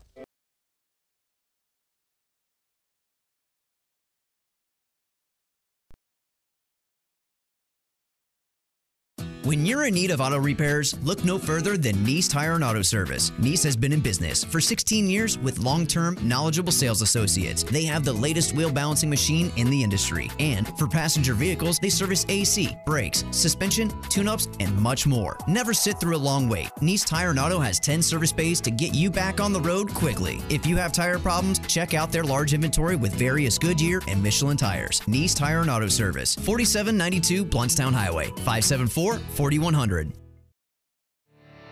You can tell a lot about a tractor by its warranty. That's why Mahindra makes the toughest tractors on earth. With steel, not plastic. Backed by the industry's best limited powertrain warranty, period. Not 5 years, not 6 years, but a full 7 years on select models. No wonder the other guys are green with envy. No money down, 0% interest, and no payments until July. Available at TNT Supercenter. I'm talking tough, like a state of mind. Tough, like a soldier on the front line. Tough when it gets rough, like my Ford truck. Always enough. I'm talking tough. Franklin Spring Creek Ford, the place to find your next truck in southern Georgia. I'm talking tough. Hey y'all, we're Chris and Preston from Low Cash. Head to Franklin Spring Creek Ford and see them about all of your vehicle needs. You can find a quality pre-owned vehicle to fit any budget. We even offer low payments and exceptional offers like 0% APR financing. Hassle? No way. Haggle? Never. At Dale Earnhardt Jr. Buick GMC, you'll deal with people you know, like, and trust, and get the honest, friendly service you deserve. That's why our customers will tell you there's no better car buying experience in town. Visit us today at 1850 Capitol Circle Northeast or online at DaleJr.BuickGMC.com. And remember, you too can be a Hendrick driver. And now, a Sport Clips well-played moment. Gentlemen, as you sit in your car or on your stationary bicycle to victory, what do you ponder? Do you think about the fantasy trade your soon-to-be ex-best friend denied? That speech you rehearsed in the shower to confront the loud chewer at your office? Or have you forgotten what you think about? Fear not, because we have a lot on our minds, which includes a head of hair that must be maintained. Sport Clips Haircuts knows this, which is exactly why they created the ultimate haircut place for men who have other things to think about. A great MVP haircut experience with a hot steam towel, massaging shampoo, and sweet, sweet sports on TV. Everything you need for the hair on your head and face with little thought, planning, or preparation. Watch sports, feel great, problem solved. Then when it's done, look in the mirror and say to yourself, well played, sir. Well played. Sport Clips Haircuts. Find a location near you at sportclips.com. Football season is in full swing, and so is AAA One Transmission. AAA One Transmission is locally owned and operated by Tim Pridgett, who's been servicing the Tallahassee area for over 37 years. Brakes, transmissions, electrical systems, tune-ups, and battery checks. No matter what ails your vehicle, AAA One Transmission can make your automobile healthy again. Don't put off your auto repairs. Stop it at 1023 North Monroe Street or call them at 222-2532. When Murphy was born, the doctor dropped him. Sorry about that, man. They're just so slippery. On his first birthday, the single candle on his cake burned down the family home. Grab the cat! When he was 12, he hit his first home run, which hit his father in the head and left him thinking he was a chicken. Dad? Throughout Murphy's life, anything that could go wrong did. But now even Murphy can win. I can? With MyBookie.ag, anyone can bet on sports and win. But I never win anything. All you have to do is sign up to get 50% bonus cash. Bet with confidence. MyBookie.ag has fast payouts and the best customer service in the business. I just bet on the Browns to win the big game. That's Brady's team, right? Okay, maybe Murphy will never win, but you can on MyBookie.ag. Log on today and use the promo code RADIO. Dale Earnhardt Jr. Buick GMC Cadillac is back at it, supporting the High School Scholar Athlete of the Month on 97.9 ESPN Radio. Listen every Wednesday to hear our monthly winners. Check them out at Dale Earnhardt Jr. Buick GMCCadillac.com. Hey, Dad, did you see me make that last play? We're unstoppable this season. Yeah, you're doing great on the field this year, but how'd you do on your test today? Well... Hi, I'm Lance Davis. Let Engaged Academics be your answer to helping your athlete balance their academics and athletics. Visit engagedacademics.org for more information. That's engagedacademics.org. You're listening to The Jeff Cameron Show on 97.9 ESPN Radio.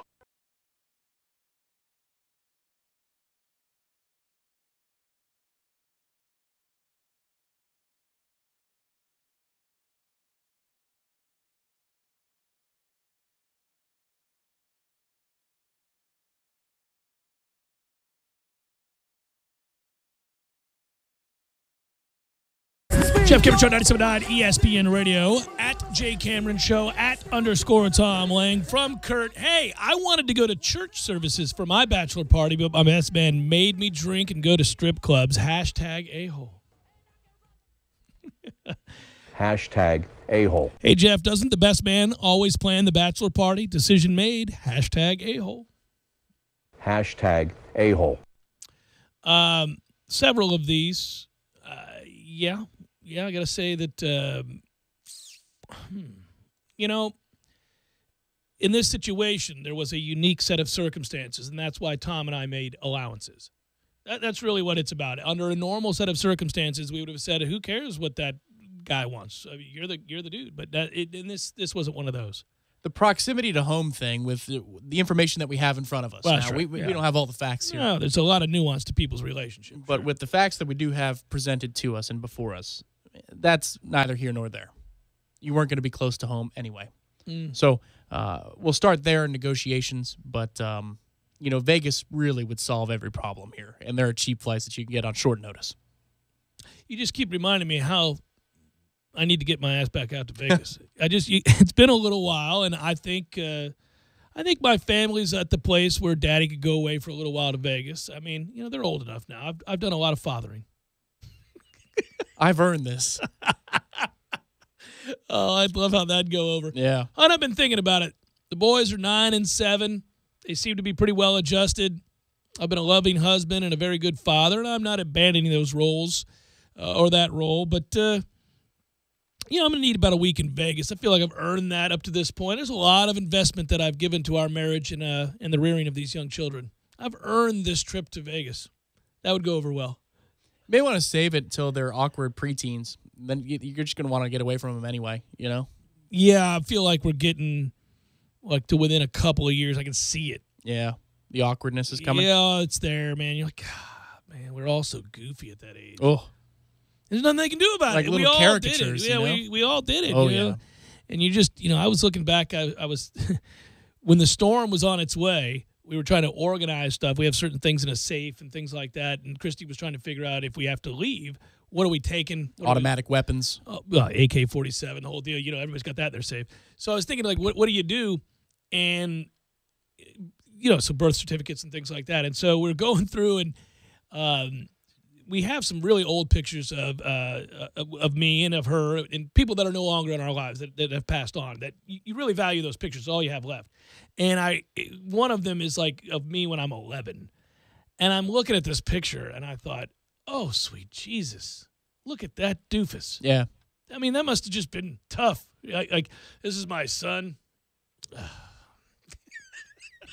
Man, the unfortunate thing for me was mine didn't set until high school. I was fine. And you got goofy in high school? Oh, I mean, I had the bite plate with the braces. Oh, that's a toughie. That's a toughie. Speaking of those hard S's was impossible. Get some food. You know how long I had a bite plate for? No. 2.5 years. 2.5 years, sir. Toughened you up, buddy. It did. That's a tough. I came around by my senior year. I was back in good form. Yeah. My freshman year photo is the most normal me in the entire high school yearbook photo. So collection. sophomore, junior is questionable. Oh, buddy, it's a little shaky. I didn't have my braces on yet. See, I didn't get them till late in the game. Yeah, that was the problem. Great Tampa Smokers shirt at Jay Cameron Show, indeed. What's your favorite stogie? I would go with a Cane F Nub by Oliva. I like Oliva. Oh, learn something new every day. Yeah, I don't smoke them a lot anymore. Back in the day, I've been known. You know me, addictive personality things that I just There that is. I gotta be careful. Gotta be careful. So but I do like the Cane F Nub. I had one not too long ago. You think it's a necessary thing?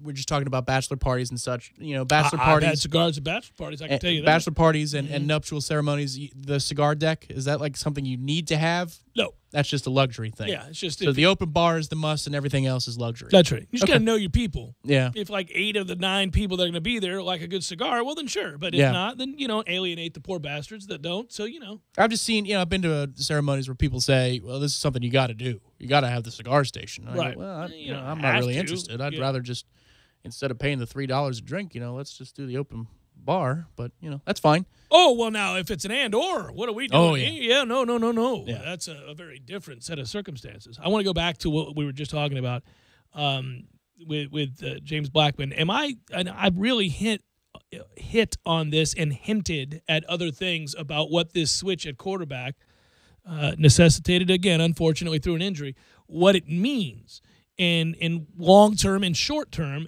And, of course, a lot of that is speculation. You can't know on Saturday exactly what's going to happen when a kid's making his first start. But I have talked a little bit about how, or frankly a lot, about how, again, Jimbo Fisher is very excited about aspects of what James Blackman does as a quarterback. And I find it fascinating that a guy who is so aware of social media, so aware of the message boards, so aware of what's said about a program, a player, a coach, and the negatives of social media, etc., the pressure, the undue pressure that's put on 5-star and 4-star kids. He laments that kids are not allowed to be kids and develop over the course of 2 and 3 and even 4 years, that he would be the one profuse on a daily basis while discussing James Blackman's skills. And I find that fascinating. I think it's a tell. And a real good one that portends of really good things. But again, cautioning not necessarily immediate good things. Right. No, I think long term. I'm getting a lot of calls these days from markets around the country who have to discuss this game and the Miami game in a couple of weeks and Florida State's season in general. And the only question I get asked is, who is this kid? What is this kid?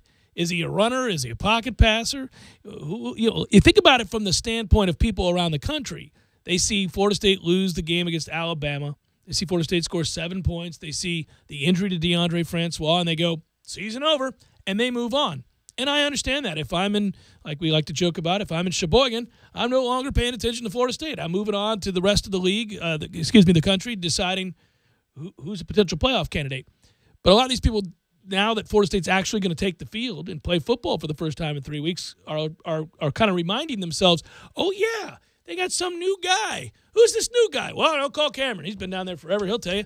And so, yeah, that's kind of what I've been doing a lot of, and it's been hard because at the same time, I don't want to be guilty of telling everybody, by the way, we may have a little something going on down here that nobody's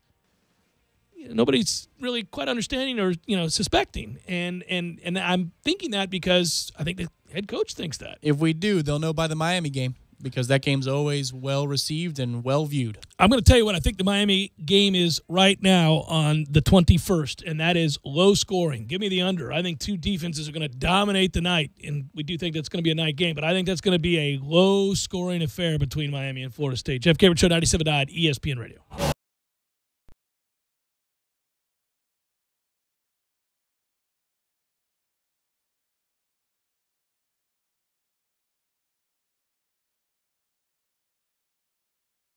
When you're in need of auto repairs, look no further than Nice Tire and Auto Service. Nice has been in business for 16 years with long-term, knowledgeable sales associates. They have the latest wheel balancing machine in the industry. And for passenger vehicles, they service AC, brakes, suspension, tune-ups, and much more. Never sit through a long wait. Nice Tire and Auto has 10 service bays to get you back on the road quickly. If you have tire problems, check out their large inventory with various Goodyear and Michelin tires. Nice Tire and Auto Service, 4792 Bluntstown Highway, 574-4100. You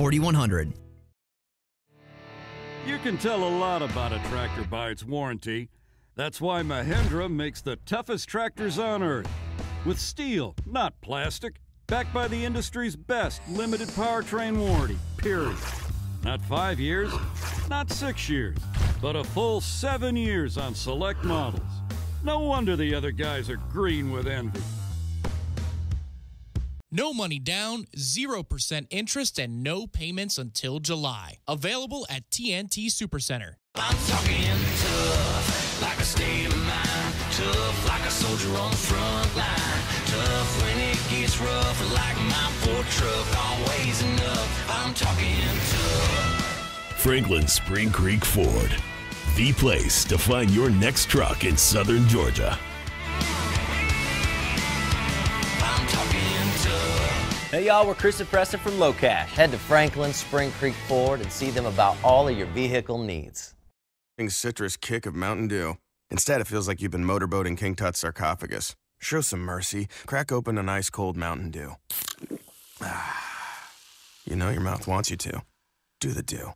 Nothing quite beats authentic Italian food and a Pepsi. Indulge your taste buds and experience all the flavor of Italy right here in Tallahassee. Visit Urban Food Market today, located in the center of Tallahassee. Urban Food Market, proud to serve Pepsi. And now, a Sport Clips well-played moment. Gentlemen, the mind of the human male is a peculiar thing. Every day we walk through a car wash of external stimuli, from the eyeballs to the ear holes, to exotic hot dog smells, to imported energy drinks. So does our mind wander? You bet it does. Wait, what was I saying? Oh yeah, that's why Sport Clips is Sport Clips. They make a haircut memorable, but with as little thought required from us as possible. A great MVP haircut experience with a hot steam towel, massaging shampoo, and sweet, sweet sports on TV. So if that man in the mirror looks like an island castaway, or just has some hair that needs attention, well, you've got this solved because you know Sport Clips. And if you're already looking Sport Clips handsome, well played, sir. Well played. Sport Clips haircuts. Find a location near you at sportclips.com. Sports are defined by stats and performance, but here's a performance stat that no one wants to talk about. Erectile dysfunction affects half of all men over 40. That's 50%. If you're struggling with ED and other therapies haven't worked, isn't it time to feel like yourself again? Learn about a long-lasting ED solution from Coloplast to get back in the game. Visit Dr. DeLay at Advanced Urology Institute, located at 2000 Centerpoint Boulevard, or call their office and set up an appointment today. 850-702-0894. The sooner you seek treatment, the sooner you can get back to feeling like your normal self. That's 850-702-0894. Beef O'Brady's Burgers across America with Des Moines Triple Bacon, Green Bay's 5-Cheeser, or the Memphis Love Me Tender. All made with premium blend Angus. Pick any two for just $17. Beefs, but your Angus, it's good. If you've been suffering from a chronic illness and prescription drugs aren't working, it's time to seek alternative treatment. Dr. Joe Dorn provides evaluations and ordering of natural products for patients who qualify under the new Amendment 2 law. To make an appointment with Dr. Dorn or for a free e-visit, go to mmtcfl.com. That's mmtcfl.com. Visit Dr. Dorn at our Tallahassee MMT Clinic on Capitol Circle Northeast, next to the Cake Shop. It's time to stop suffering and seek affordable and compassionate care. ESPN Radio Sports Center. I'm John Brickley. Thursday Night Football for the NFL, showcasing a pair of West Coast teams in the Rams and the 49ers tonight, who are seeking their first win of the season for first-year coach Kyle Shanahan. Gets San Francisco over its last 22 games, 3-0 against the Rams, 0-19 against everyone else. Browns defensive end Myles Garrett working out at practice, including jogging on his injured ankle. Coach Hugh Jackson says he'll make a decision Friday on if Garrett will play against the Colts. Fan safety once again in the forefront in Major League Baseball after a young child was hit by a Todd Frazier line drive in Wednesday's Yankees-Twins game. Commissioner Rob Manfred issued a statement saying in part that the league office will redouble their efforts on the important issue. The girl remains in a hospital with her father telling reporters that it's too early to tell whether surgery will be an option. Brewers a game back to the Rockies for the second wild card spot, set to open up a 4-game series with the Cubs tonight. Coverage starting at 7:30 Eastern on ESPN Radio. The Nissan Heisman House is back. Rush over to NissanHeismanHouse.com to enter for a chance to win a new Nissan Titan. No purchase necessary. Ends December 8th, 2017. Open to residents of the USDC 18 or older. Official rules at NissanUSA.com/Heisman House Sweepstakes. Live from the Dale Earnhardt Jr. Buick GMC Cadillac Studios in the capital city of Tallahassee, this is the Jeff Cameron Show on 97.9 ESPN Radio. Redemption Thursday on the Jeff Cameron Show is brought to you by Frank's Auto World on West Tennessee Street, ranked by Car Gurus as the best used car dealer in Tallahassee. Check out the best selection of pre-owned vehicles in Tallahassee at franksautoworld.com.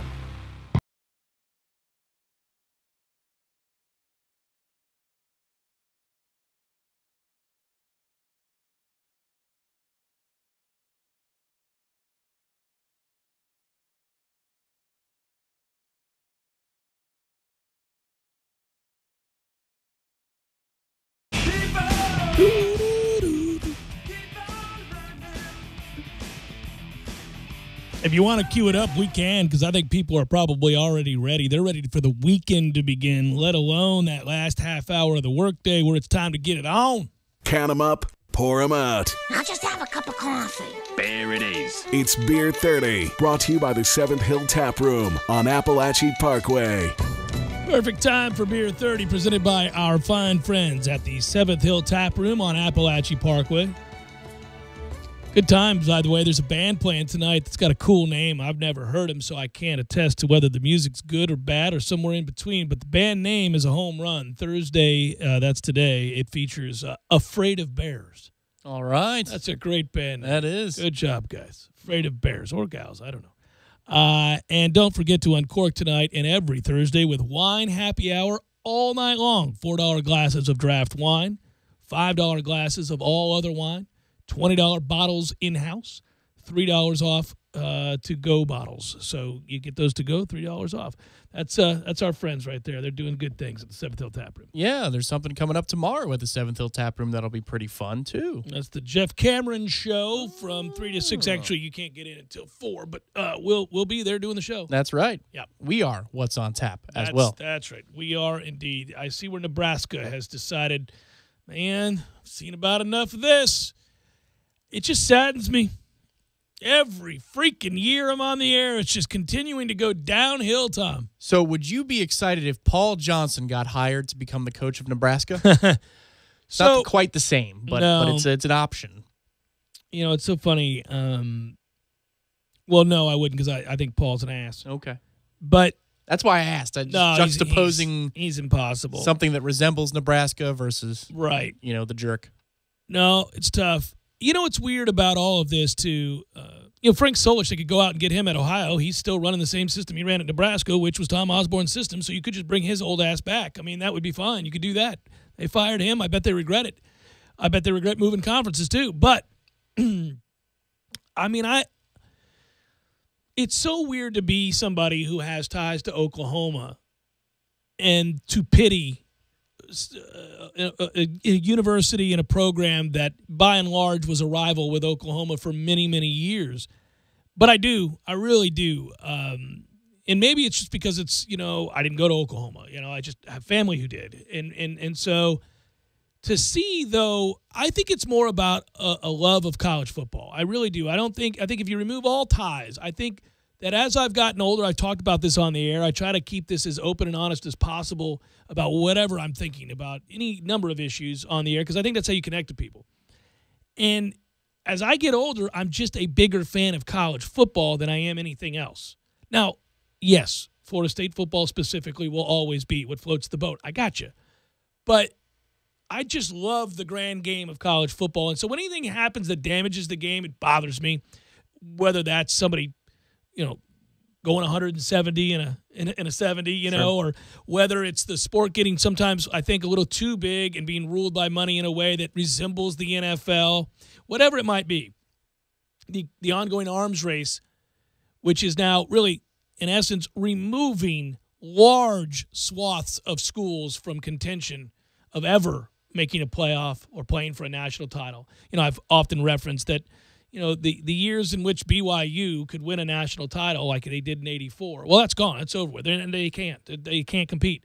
And, you know, I remember when all that long ago watching Virginia play Georgia Tech, and I think it was number 1 versus number 2. That ain't ever going to happen again. So, you know, it's just that troubles me a little bit.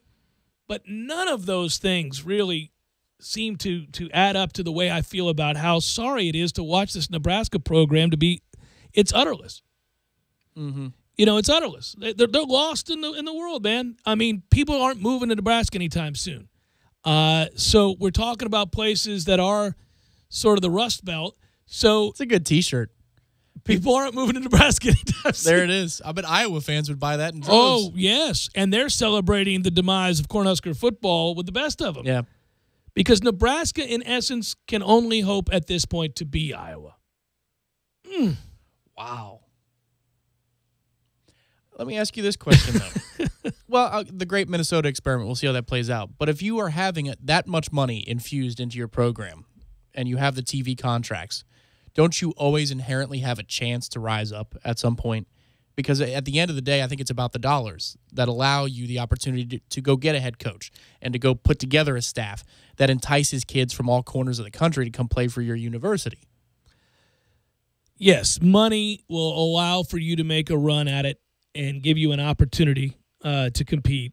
But competing does involve primarily recruiting the best of the best. And I don't know too many 5-star kids in the South racing off to Nebraska. And sure as hell they ain't racing off to Minnesota. So we'll see what success is there. You know, how do you gauge that success? I hear you, but, I mean, you're a coach or two away from, you know, Columbus being in trouble for, you know, a long stretch of time, or Ann Arbor being this odd place in the Midwest. You know what I'm saying?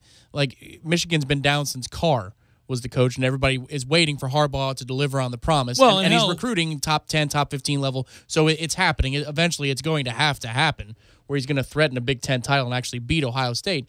But all I'm saying is, you know, the beginning, the foundation of being able to build your program back up, it's all there because the dollars keep coming in. So, in essence, you're always just a coaching staff away. Yeah, they pay big money to Nebraska coaches, and they invest in the black shirts and the tradition and the belief in Cornhusker football, and their place alongside Michigan, Ohio State, Southern Cal, Notre Dame, Alabama, Oklahoma, Texas is cemented. And in that sense, they're better than an Iowa. They're better than people that you would equate them to now. Yes, you're right. That cachet that belongs to Nebraska exists in a way that it doesn't for a lot of the other schools in that region of the country that people are fleeing from. Yes, I agree with you. But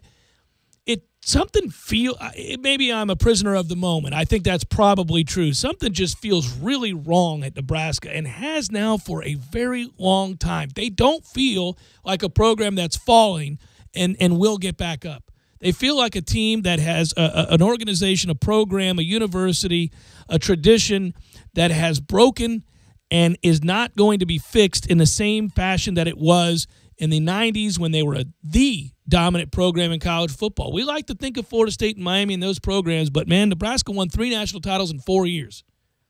They were dominant. Basically, we beat them in 93, and that was the end of Nebraska getting beat by anybody. They just started steady kicking ass. And the elusive national title for Tom Osborne and the monkey that jumped off of Bobby Bowden's back and ran across the field and leapt to Tom Osborne's after that game was quickly shook and permanently shook for the decade to the point where they're throttling Florida, much to the delight of all of us, in record-setting fashion in a national championship game. And you thought, man, that Florida speed, meaning the state of Florida that gave Nebraska such a problem for all those years, is now succumbing to the power and the expertise and the way that they run the triple option. It was Tom Osborne's revelation and understanding that you had to go get Florida kids. So they did at quarterback, who made a big difference. And I don't know, they seem so far removed from that. They don't, I mean, the black shirts, That defense that's what you did. That's what you talked about when you talked about big-time college football. Where have the black shirts been? Nebraska doesn't fit anybody. God, I should do Nebraska radio. You should. You're fired up. No, but it's just. You should be their AD. Well, they just fired that guy. And I kind of get it. I mean, again, when you look at the decision that they made, Mike Riley didn't exactly move the needle. And they're out there losing to Northern Illinois at home. Boy, be careful, Mike. You'll be fired before you get started.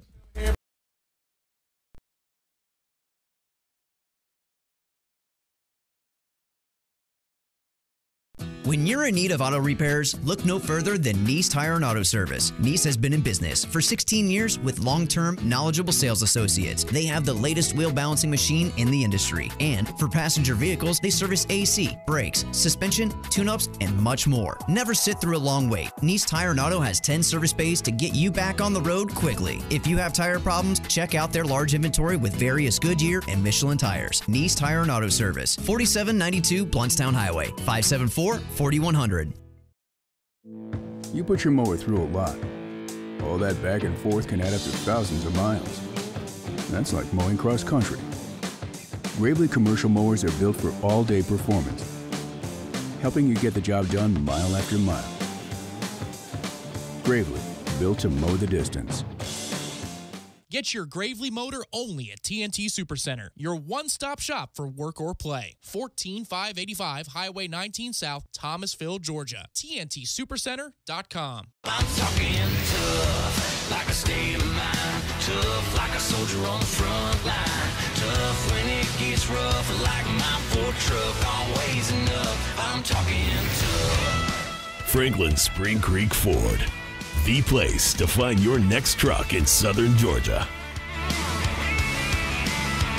I'm talking tough. Hey y'all, we're Chris and Preston from LoCash. Head to Franklin Spring Creek Ford and see them about all of your vehicle needs. The lowest price tickets, guaranteed. Anytix.com doesn't mark up tickets. Anytix.com has zero. That's right, no buyer, seller, or service fees. For a small monthly fee of $9.99, you get access to all their wholesale tickets. Go to Anytix.com today. That's Anytix, T-I-X-X. Enter the coupon code ESPN Tally and get 20% off your subscription. Anytix.com, changing the way you buy tickets. Can't decide between fresh steak, seafood, or wings? Well, Miller's Ale House on Appalachia Parkway has it all. From center-cut sirloin and original pastas to fresh salads and favorites like Miller's Signature Zingers, tossed in your favorite sauce. Miller's Ale House has a full-service bar featuring more than 75 beers, plus wine and liquors. Bring the family to watch the big game inside or on their covered patio on one of over 60 HD TVs. However you come to relax, you will have a good time and great food at Miller's Ale House on Appalachia Parkway. Parker Brothers Roofing says don't play games with your roof. Protect your home and your family. The Parker Brothers tell you the truth. We'll fix your roof, cause it's what we do. With quality, integrity, and pride. Parker Brothers Roofing, professional every time. Stay safe and dry inside.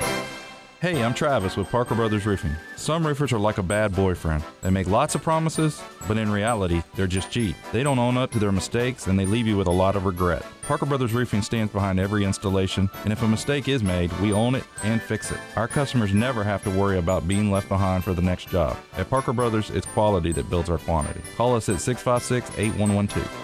Parker Brothers Roofing, professional every time. Stay safe and dry inside. License number CCC 049350. If you have hard water, the Lime Scale not only leaves white spots, it clogs pipes and breaks down appliances, costing you hundreds of dollars in energy and wear. Eliminate Lime Scale and other water issues like brown staining, bad odors, and lead with HydroCare water products available from Wave Home Solutions. Wave's affordable systems don't use salts or chemicals. You'll love the way your water tastes, smells, and looks. Satisfaction guaranteed. For more information, go to goodclearwater.com. That's goodclearwater.com. This is the Jeff Cameron Show on 97.9 ESPN Radio.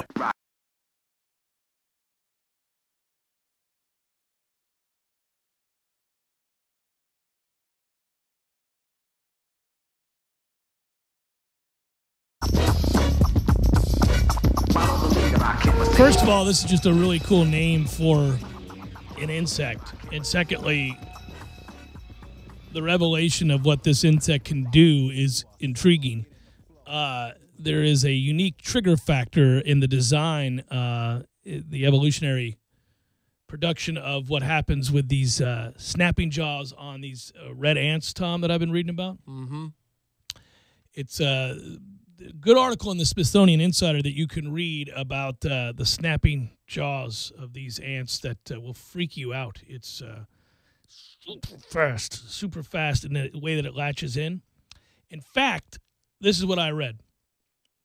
700 times faster than a blink of an eye is how quickly the Myrmoteris jaws of this snapping ant move. So that's quicker than that's 700 times faster than a blink of an eye. Mm.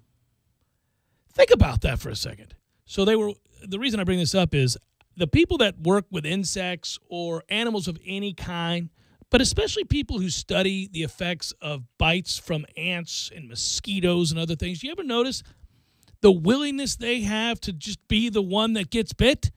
Watch any of these specials. They stick their arm in a thing of mosquitoes. What the hell? You got to watch this. I'm telling you, it's nuts. It's cool though. No, they'll watch. And then they get a super slow-mo cam or something? No. Yeah, they do that. You don't like to see that? It bothers you? No. Yeah, that's not well, cool. but they wanted to test. I think I've said this on the air before. They wanted to test whether or not. See, this is interesting. They wanted to test whether or not off or any other sprays that human beings use on a regular basis to deter, any of these kinds of insect bites. Mosquitoes specifically. Mosquitoes specifically. You're right. Whether or not they work, they don't work. Like you're just wasting your money. That's a whole sham of an industry. You can spray that all you want, and they show the people stick their arm in there. It doesn't make a damn bit. They come right over to you. They don't work. It's a placebo. You think it's working. It's not working. I used to use it because my home golf course, you walk it in the summer, and the holes right around are in the swamp area. So, the water's just laying there, and you have mosquitoes, and you try to walk through. And I would spray the off. I thought it worked. So you're telling me that was just complete crap. Complete crap. Doesn't work. And even the ones that have shown marginal effectiveness at all, it's really marginal. It's like maybe you get bit like 1 out of 10 times less. It's like you're going to get bit. They're not worried about you. It's not. Now, other things work, but not the stuff in the spray can that doesn't work and pollutes the atmosphere. That doesn't work. But the point of that is this. The people who put their arms in there to test it. I watched this guy do this several times. Well, that's fine. I'm not doing that, but a mosquito bite's a mosquito bite, whatever. Like, if you put your arm in there, it doesn't hurt that bad. You're just kind of like, that's uncomfortable. Can I take my arm out now? Gross. Yeah, it feels gross, right? Yeah. But there are things I watch when I watch these shows, and I say, I would never do that. Certainly anything that has to do with height where people are way the hell up, I say I won't do that. People who are sticking their heads down into these huge holes to find out if there's snakes and stuff down there. No. These people just voluntarily, let's look down in there. Nope, not doing that. Putting your arm in a fish tank full of mosquitoes, I'd do that.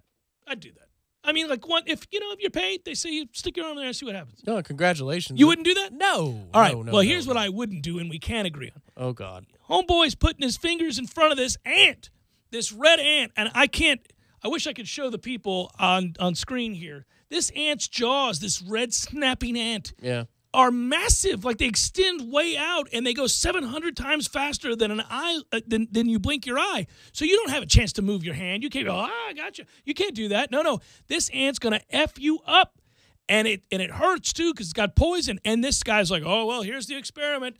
Let's see. And they're testing the speed of this particular ant. This research. Over another ant, and people have to agree to be bitten by these ants. Is it a singular ant or is it a pile of ants? Oh, no, they're not putting it. No, that would be terrible. They're trapped. Listen to the name of these ants, the nickname of these ants. Trap jaw.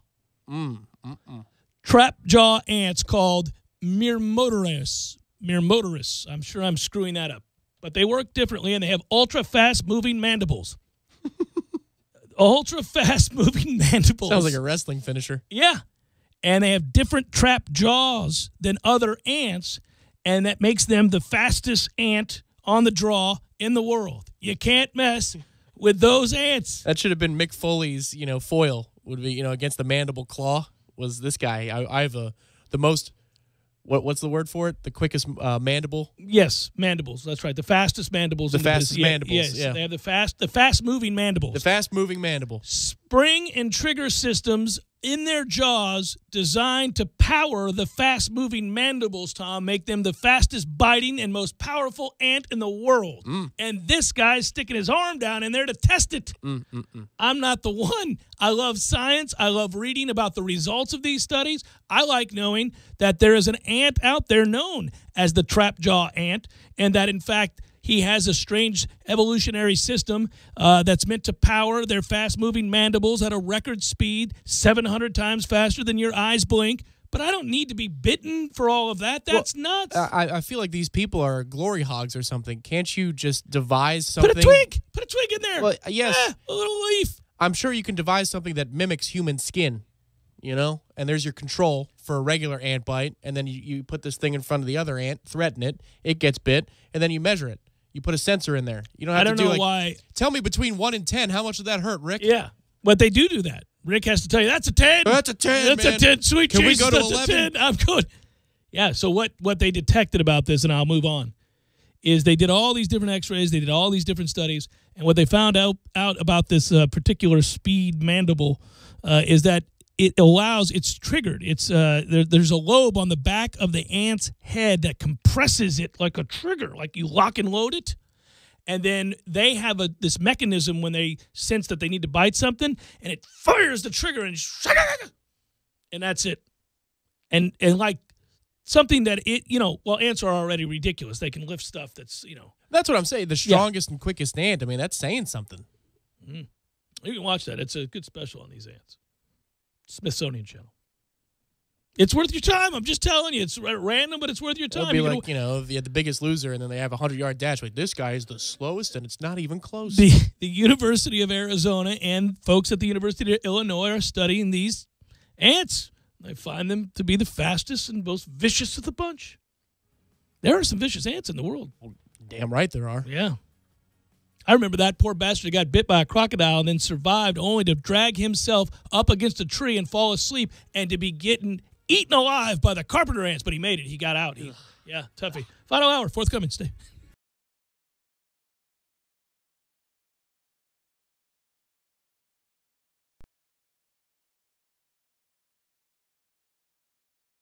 When you're in need of auto repairs, look no further than Nice Tire and Auto Service. Nice has been in business for 16 years with long-term, knowledgeable sales associates. They have the latest wheel balancing machine in the industry. And for passenger vehicles, they service AC, brakes, suspension, tune-ups, and much more. Never sit through a long wait. Nice Tire and Auto has 10 service bays to get you back on the road quickly. If you have tire problems, check out their large inventory with various Goodyear and Michelin tires. Nice Tire and Auto Service, 4792 Blountstown Highway, 574-4100.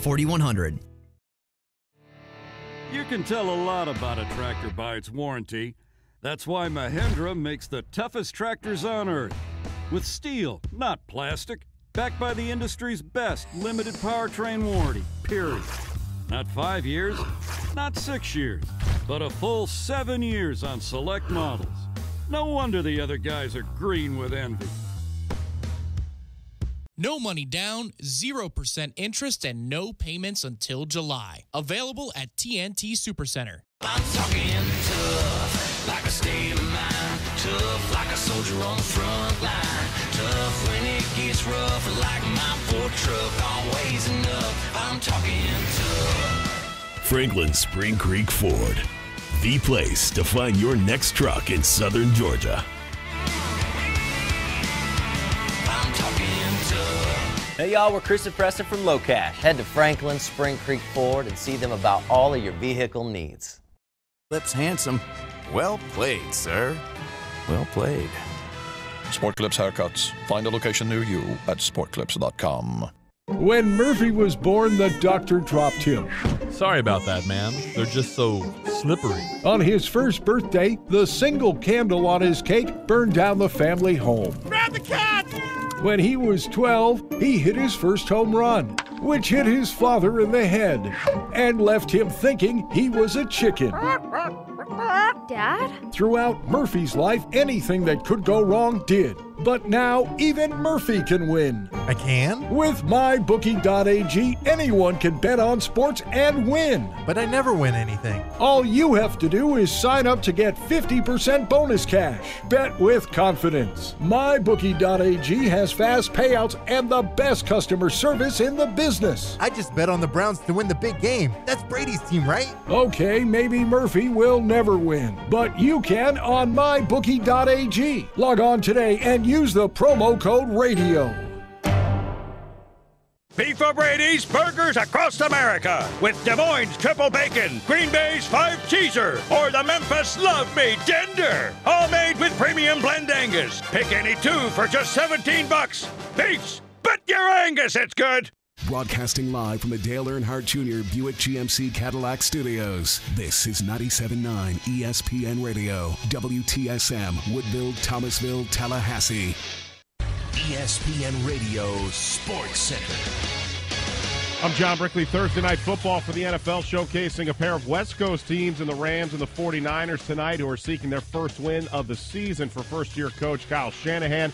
Gets San Francisco over its last 22 games, 3-0 against the Rams, 0-19 against everyone else. Browns defensive end Myles Garrett working out at practice, including jogging on his injured ankle. Coach Hugh Jackson says he'll make a decision Friday on if Garrett will play against the Colts. Fan safety once again in the forefront in Major League Baseball after a young child was hit by a Todd Frazier line drive in Wednesday's Yankees-Twins game. Commissioner Rob Manfred issued a statement saying in part that the league office will redouble their efforts on the important issue. The girl remains in a hospital with her father telling reporters that it's too early to tell whether surgery will be an option. Brewers a game back of the Rockies for the second wild card spot, set to open up a 4-game series with the Cubs tonight. Coverage starting at 7:30 Eastern on ESPN Radio. The Nissan Heisman House is back. Rush over to NissanHeismanHouse.com to enter for a chance to win a new Nissan Titan. No purchase necessary. Ends December 8th, 2017. Open to residents of the USDC 18 or older. Official rules at NissanUSA.com/Heisman House Sweepstakes. Live from the Dale Earnhardt Jr. Buick GMC Cadillac Studios in the capital city of Tallahassee, this is the Jeff Cameron Show on 97.9 ESPN Radio.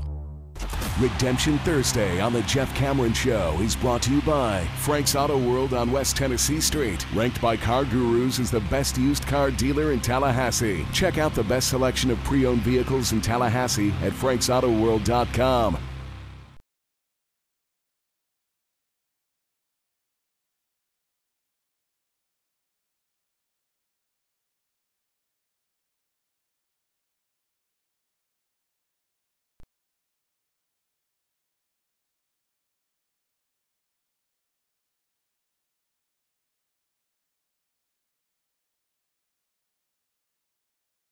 Final hour of the Jeff Cameron Show, at least for today. A glorious Redemption Thursday edition of the program. I'm Jeff, that's Tom. We're online, ESPNTallahassee.com. That's where you go to listen live via the streaming.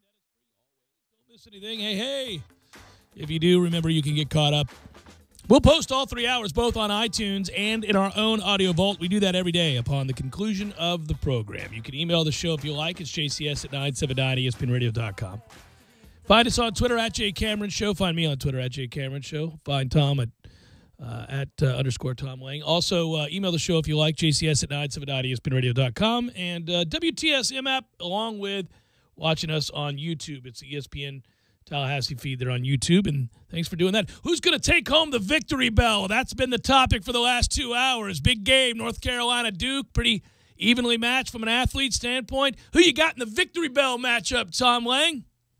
Well, I'll take the Duke Blue Devils. I think the SAT scores give them just the edge they need in this game. Go on the road, down the road.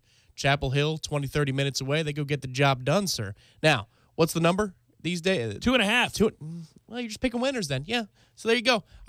You can have the points. You can have the points in North Carolina, should you want the points in North Carolina. Put it on the board. I'll take the North Carolina Tar Heels and Chapel Hill getting it done, baby. Right up. We come out to start the 5 o'clock hour with what our listeners want.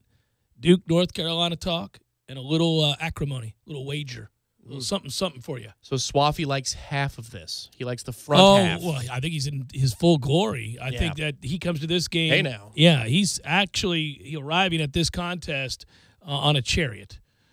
This is a moment for him that, he probably wears a crown, sips wine, and enjoys that afternoon more than most.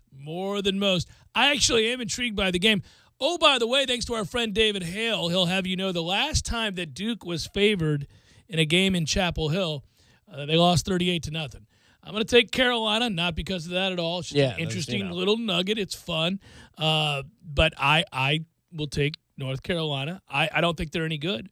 But I think the Duke Blue Devils are a little public right now. They've gotten off to a good start. They really struggled last week against Baylor, who I think is as bad a team as there is. This is an aside. I have a question for you. So you know how the Big 12 does that thing where they all play each other, which is really cool, actually. It's the best thing about the Big 12 is they all actually play each other. Everybody plays everybody. So Baylor is now done with all out-of-conference games. And that's it. There are no more out-of-conference games. Can they beat anybody in the Big 12? Because if the answer is no, they won't win a game this year. Well, it's Kansas. The Kansas-Baylor game is going to be a knockdown drag-out. It's everything. Well, all I know is if that game is at Baylor, they're going to get a win. They're going to get a win. But if it's on the road, I don't know. That's a weekend to behold right there, huh? Who knows? Maybe last week's effort was a buoying effort for Baylor heading into conference play. To me, it was a look-ahead special for Duke. That's right. They were saving it up. This is the weekend. They're going to go get that bell. They're going to twist that bell. Do games exist for Duke in North Carolina, really? I mean, is there such a thing? Doesn't Cutcliffe strike you as arrogant enough to look ahead past an opponent? If he's arrogant enough to be pissed off that Florida State blew him out not once but twice, I believe he's arrogant enough to look ahead, yes. By the way, Baylor is at Kansas.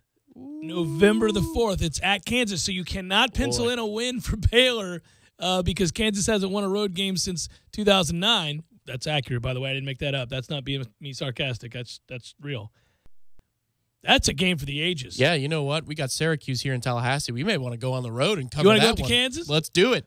There's a part of me that certainly recognizes that you're joking, but there's a part of me that wants to go cover Baylor versus Kansas. It set up the ESPN Tallahassee tent and table. How awesome would it be if we were there, Rock Chalk Jayhawk, covering the November 4th matchup at the Kansas Memorial Stadium in Lawrence, Kansas, for Baylor KU. We should do that once a year. Just pick a ridiculous game. And our listeners pick the game for us, and we'll go cover that. We'll do a pregame show and everything. Well, if they pick it and they fund it, there you go. Well, yeah. No, maybe we'll convince the company that this is us branching out, and it's going to make them more money in the long term. I think that's accurate, by the way. This should be a thing. I'm not kidding. This should be a thing. Confusing the hell out of the people in the parking lots. Hey, you guys are from ESPN Radio? Well, ESPN Tallahassee. ESPN Tallahassee. We cover Florida State primarily, but anyhow, should be a great one here today in Lawrence. Aren't they playing today? Well, yes, they're playing Syracuse. That's like a non-game, guys. Yeah. We wanted to see a real juggernaut get after it this afternoon, and why this isn't a night game is beyond me, right? Right? I mean, Baylor, Kansas, why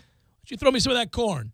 So I'm telling you, that's a very real possibility. When do we play Syracuse? November the 4th? The 4th, the same weekend. Yeah, the same weekend, and that is here.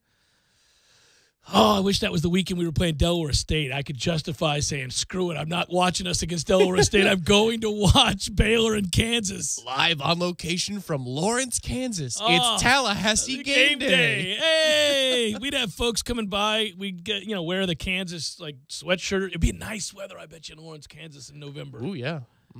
Something to consider, Tom Wayne. Oh, yeah, there it is. For the budget next year. Yeah, something to consider. One roadie a year between random sorry teams. I want it in next year's budget. I'm going to begin the lobbying process. Our big-time advertisers out there, this could be all you. I mean, it is all you. We'll go to war for you that weekend. Troy at Vandy, there it is. Listen, Vandy and Troy are too good for this kind of a game. Okay. Those are too good. I'm with you. I'd like to go to Nashville and enjoy the Troy versus Vandy matchup. But, no, we got to pick there's got to be some sarcasm in some of this, too. I mean, in Baylor, Kansas really encapsulates what we're talking about there. There'll be one. You can't really know until the next year, unless Kansas continues not to win ever on the road, and we identify a roadie that they could win. We could just follow Kansas every year for the one game that they're most likely to win on the road. You got to find the road win that ends the streak. Wouldn't that be something to be there? We'll sit with the Kansas faithful, indifferent about the result, watching the anguish on the few loyal Kansas Road Warriors. Miami, Florida State, screw that. Kansas at Old Dominion. They could pull it off. This could be their time. This is it. Don't follow them to Richmond, though. The Spiders have something for the Jayhawks. Oh, yeah. That's not going to happen. Lots of people in the last nearly 10 years have a little something for the Jayhawks when they host Kansas, that's for sure. Redemption Thursday wagers abound. Come get your whooping. What a weekend. It's a weekend that's either going to see me dominate or really, really wear it. Because I have a lot of games that in my personal life I'm not touching. Oh, God, this is this is brutal. a weekend that's really hard to find a game that you go, that's the one. If you want one of those games, it is on my Redemption Thursday wager list. I want you to guess which one I'm playing in my personal life. Okay? It's going to be the most obscure one, people. No, that's normally true, but this week it's not. Really? I'll give you a hint. Okay. This week it's not. Okay. You're right. Normally that'd be right. Like if you saw some random ass Ohio Eastern Michigan game like there is this week, you'd go, okay, I know what he's Where's doing he here. going? Yeah, Yeah. No, it's actually not this week. Here we go. Iowa's getting 12.5 at home against Penn State. Give me Iowa. They keep everything close. Really? Yeah, Penn State's not that good. Give me Iowa. Ooh. Iowa's going to force you to earn it. You're going to have to work it down. You're not going to hit big plays. It'll stay boring at Iowa. I should have listened to the first hour when you introduced these picks. I didn't hear that one. 12.5 at home. You giving me a double-digit home dog? Lest we forget the great history of a double-digit home dog. 12.5. Was Penn State suddenly a glorified version of Alabama that I'm unaware of? Sweet Jesus, come on, get out of here with that nonsense. Give me Iowa. They may win the game. BC is getting 34.5 against Clemson. No, sir. Adazio is not going to get rolled by more than 34.5. He has before, but not this time. Not off of Auburn at home and Right. Louisville on the road for Clemson. No way. That's actually, you nailed the reason why I'm doing it, because they are way better than BC, and BC gives up rushing yardage, and Clemson wants to run, and it's not a good matchup, but it's a ho-hum, get some guys some rest sort of Saturday at Clemson. So that's what I'm looking at here. I think FSU beats NC State in a boring game.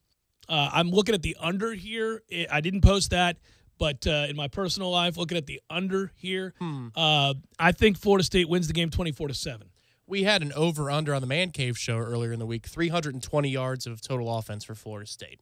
I took over, but I think it's because it's kind of like a 200, 150. You know, it's 225, 115 or so. You know what I mean? Like I think if you're setting a true prop, you probably put the number higher, probably around 370, 375, just because that, I feel like Florida State's going to generate enough stops here to get the ball with enough possessions to go 4 or 5 plays. And even if they punt, they're racking up some yardage. Well, I think it's a weird game because I think it's going to be a lot of safe, sort of conservative play from both teams. And I actually believe, frankly, if we're looking at it big picture, a little extra emphasis obviously on FSU, and we're going to do that more next segment. But if you're really looking for, kind of trying to diagnose here, you have a lot of factors favoring a lower scoring game. NC State's front seven is very good. Florida State's defense is very good. So we're talking about two defensive-minded teams. You got a freshman quarterback starting for Florida State and a coach that's going to want to protect him. You got an NC State team that's not really hurting teams down the field. And a Florida State team that's going to want to come up and tackle and does that very, very well. An NC State team that isn't going to run the ball all that well, certainly not against Florida State. I just see a lot of punts early in this game. I see a lot of safe, conservative play call, punts. I think Florida State plays to their defense in this game and wears NC State out. I could see this being a 17-7 game in the third quarter, and everybody's kind of like, all right, I feel good, but, and then next thing you know, NC State gets to a place in the game where they've got to force the issue because they're down 10, and Florida State's able to get, a sack fumble type thing, and then good field position, they put it away. Well, this is where special teams can come up and bite you, and I don't mean about blocks necessarily. No, you're right about that, Tom. The one game that is worth a damn on NC State's slate so far was the South Carolina game. Whom they're better than, and they lost the game because they give of up a situations.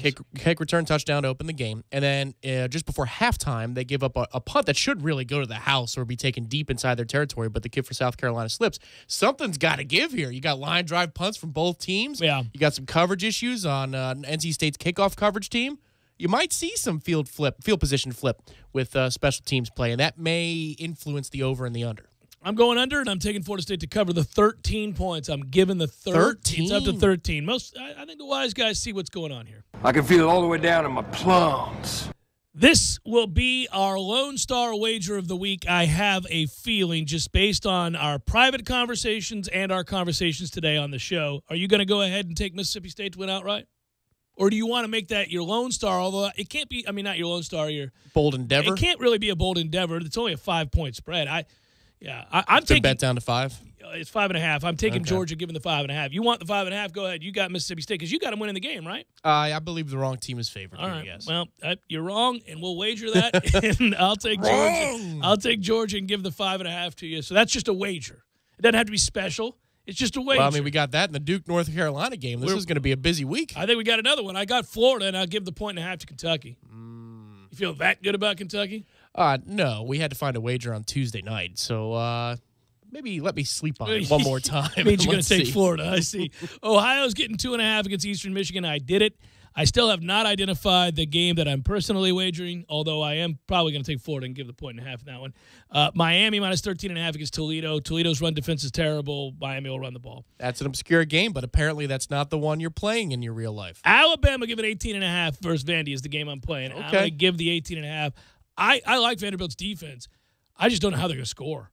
How is Vanderbilt going to score against Alabama? Well, and I think that's the argument earlier in these picks for Clemson. If you're going to bet Clemson, it's, how the hell? Yeah, how's BC going to score? They could win 37 to, nothing. And Absolutely there you go. could. Not touching it in my real life for that reason. 38-3. Yeah, you're right. That would be a devastating half-point beat. Yeah, that's not cool. Yeah, no, that could happen. You're right. No, I'm not touching it. But for these purposes, right? Yeah, I'm doing it. But I am taking Alabama and giving the 18.5 all day. I just don't know how Vanderbilt can score. Well, and Bama's been lackluster for a couple of weeks, as you said. It's about time they put a foot on a throat. It's just that they don't have to try necessarily to put a foot on the throat here. Alabama could just be their ordinary self, and Vandy's just not going to score. Yeah. And here's the thing about Alabama, and it really, gosh, I feel again beating a dead horse here. But they didn't make the same special teams mistakes that we made, and they traditionally don't. It was interesting to note. Who brought up the stat that Alabama has blocked 9 kicks in the last 2 years, and Florida State hasn't. Oh, I know what it is. Alabama's taken back 9 kicks in the last 2 years. Florida State hasn't done one since the national championship game. So we're just talking about the special teams differences and the attention to detail and the thing. Yeah, so it's. I agree with you. Largely, Alabama does have those things coached up better than Florida State. They got shanked a punt. You got a shank and a couple missed field goals that really opened the door for us to take control of the game. But obviously, special teams, we said, hey, we can do you one better. How about we raise this 5-fold? That's what we can do. I mean in coverage. I'm not talking about a situation where an individual kid screws up. Sure. Meaning the punter or the kicker. Oh, hidden yards. I don't blame our coaches when our kicker shanks one, and I don't blame our coaches when our punter shanks one. Just like Alabama really can't do anything about unless you know. Yeah, but you would blame him right now if we tried a field goal from 48 plus. I'd say, why do you have faith in him to do Correct. that? Sure. If you made that decision, I would question it. Sure. But I'm going to give the 18.5 there. In the NFL, these may intrigue you. A couple of NFL games. One I find fascinating. I'm taking Buffalo at home, getting 3.5 points against Denver, who's flying high right now. The public will go all in on Denver to kill Buffalo. And in a vacuum, I would too, I suppose. But the NFL situations really matter when teams travel and they play a physical game. Buffalo plays great defense. And I do think they'll stop C.J. Anderson's running game. And suddenly now, Simeon's not going to be able to just chuck it all around without the aid of a running game. So to me, I like Buffalo with the hook there. Well, he's not a yards per attempt juggernaut. He's a guy who can finish drives and short fields. He'll get the job done, but you can't run your offense through Simeon. But the thing is, they won a Super Bowl with worse in Peyton Manning. Yeah, but a defense that was transcendently good. Which they again have. Yeah. Apparently. Philadelphia is giving 6 to the Giants. I normally don't like to give 6 points to the National Football League. Philadelphia, the last 3 years, if you look at the record, has owned the Giants. And the Giants' current state of affairs is that of disarray. And maybe the owners of the worst offensive line in the league, save for Seattle. So you've got a situation right now where I don't think this adds up to much fun for Giants fans. Yeah, you feel like 0-2. This is you're playing for your season. That's why I would, kind of normally stay leave away it from alone. It. Yeah. Normally leave it alone. One thing I saw earlier in the week, and now it's up to a full 3, so the magic number is missed. But Atlanta was only a 2.5 point favorite over Detroit on the road this weekend.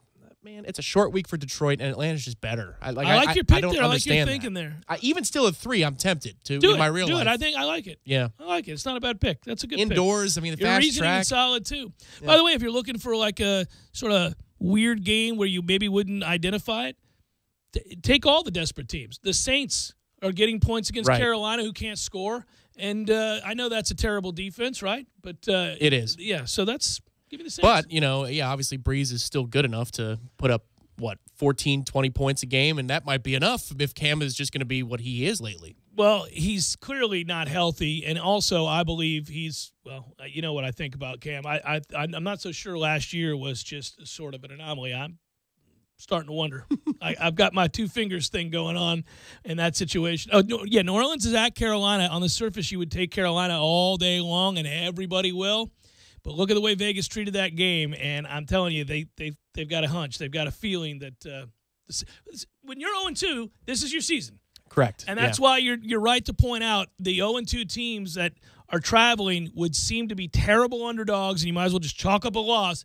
But they won't play that way. These are grown-ass men, and there's a long season ahead of them, and they know if they start 0-3, they are out of it. Yeah, they're out of it. Exactly. Plenty of 0-2 teams have gone on to win. Even when the Giants won the Super Bowl after starting 0-2. It's happened. So you can survive 0-2. You don't survive 0-3 in the league. Yeah, typically by the third week, too, you're playing a division game, too. So that puts you behind in the division. So even tiebreakers come into play. Yes, this is desperation weekend for quite a few teams. But the thing is, of course, the one you say, like, for example, the Giants, I'll stay away from it. Of course, the Giants get blown out. And it'll be, okay, well, I should have just bet that one. Well, that's how it works. The good news is at some point, you get enough of a sample size that you say, well, they just are bad. Right. Yeah, you just go, they're winning 3 games this year. All this logic and this. This team's terrible. Well, when we did, our division picks, I think I had them at 5 or 6 wins for the season. I just didn't feel like I get it. With all the weapons they signed in the offseason, they're the offseason champions because they have Brandon Marshall and Beckham and Shepard. And it's like, wow, they're going to throw it 45 times a game, go up and down the field. Nope. No, man. Isn't it weird to watch Marshall? Yeah. It's a league thing, man. When you watch a guy who doesn't have it anymore, who used to be great, and when it happens, when that moment happens, where maybe you think you identify it, it's a route, it's a back not hitting a hole. It's somebody who's always been able to get to the outside. It's an expression after the play, too, on their face. And, the realization that it's gone because it's such a merciless league. It's just, you smoke or get smoked in that league, and there is no in-between. You're not middling there. You can either play or you can't play. And so it's like Flowers with the Giants. You can't play, son. Get the hell up out of here. You can't play. And watching Marshall after the drop, he can't play. Well, and most coaches in the NFL are smart enough that once they see a wound, they keep kicking you in it. They keep punching you in it. Sure. They're not trying to work on something else. No. Play after play we're after gonna play keep after doing play. that. Yeah, we're just going to keep doing that. Yeah, brutal. Jeff Cameron Show, 97.9 ESPN Radio.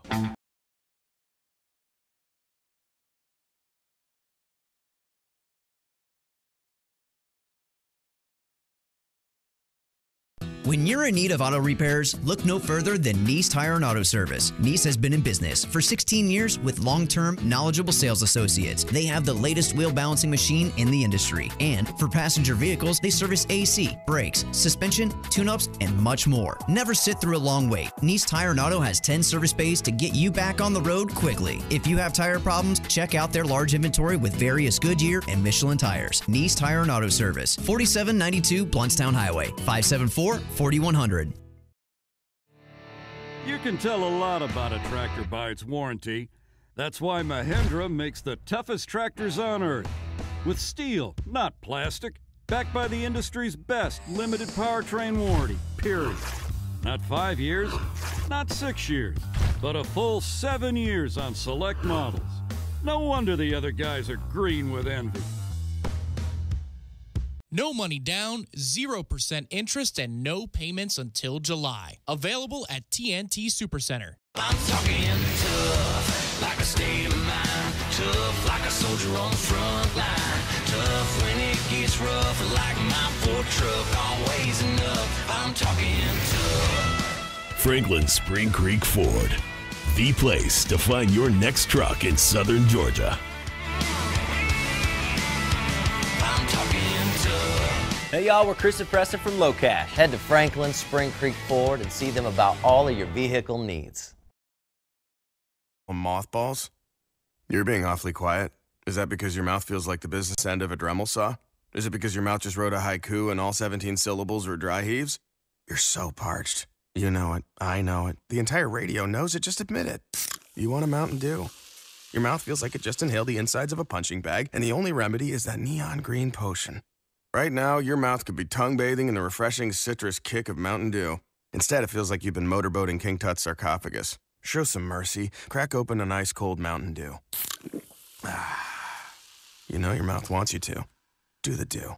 Nothing quite beats authentic Italian food and a Pepsi. Indulge your taste buds and experience all the flavor of Italy right here in Tallahassee. Visit Urban Food Market today, located in the center of Tallahassee. Urban Food Market, proud to serve Pepsi. Sports are defined by stats and performance, but here's a performance stat that no one wants to talk about. Erectile dysfunction affects half of all men over 40. That's 50%. If you're struggling with ED and other therapies haven't worked, isn't it time to feel like yourself again? Learn about a long-lasting ED solution from Coloplast to get back in the game. Visit Dr. DeLay at Advanced Urology Institute, located at 2000 Centerpoint Boulevard, or call their office and set up an appointment today. 850-702-0894. The sooner you seek treatment, the sooner you can get back to feeling like your normal self. That's 850-702-0894.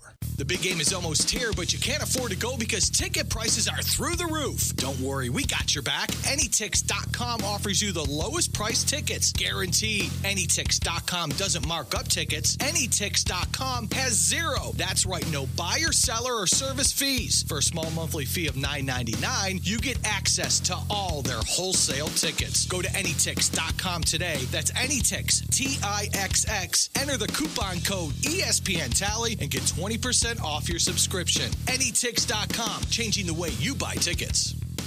Might I suggest the chicken taco salad from Banditos Burritos, my friend? Attention all business owners, it's here. 97.9 ESPN Radio has developed the Triple Play, Tallahassee's most effective advertising campaign. The Triple Play combines radio, TV, and the internet, and it's brought to you only by Tallahassee's #1 sports station. Hi, I'm Nina Davis, account executive here at 97.9 ESPN Radio. Call me at 561-8400 right now to find out more about our Triple Play advertising campaign so we can grow your business. It's football season, so everyone's listening.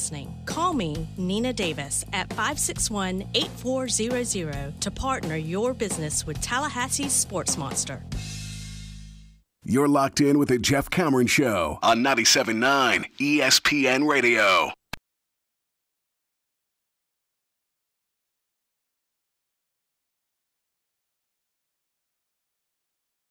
It's like a Libations Friday. It's not at all, but it feels that way to me. Jeff Cameron Show. 97.9 ESPN Radio.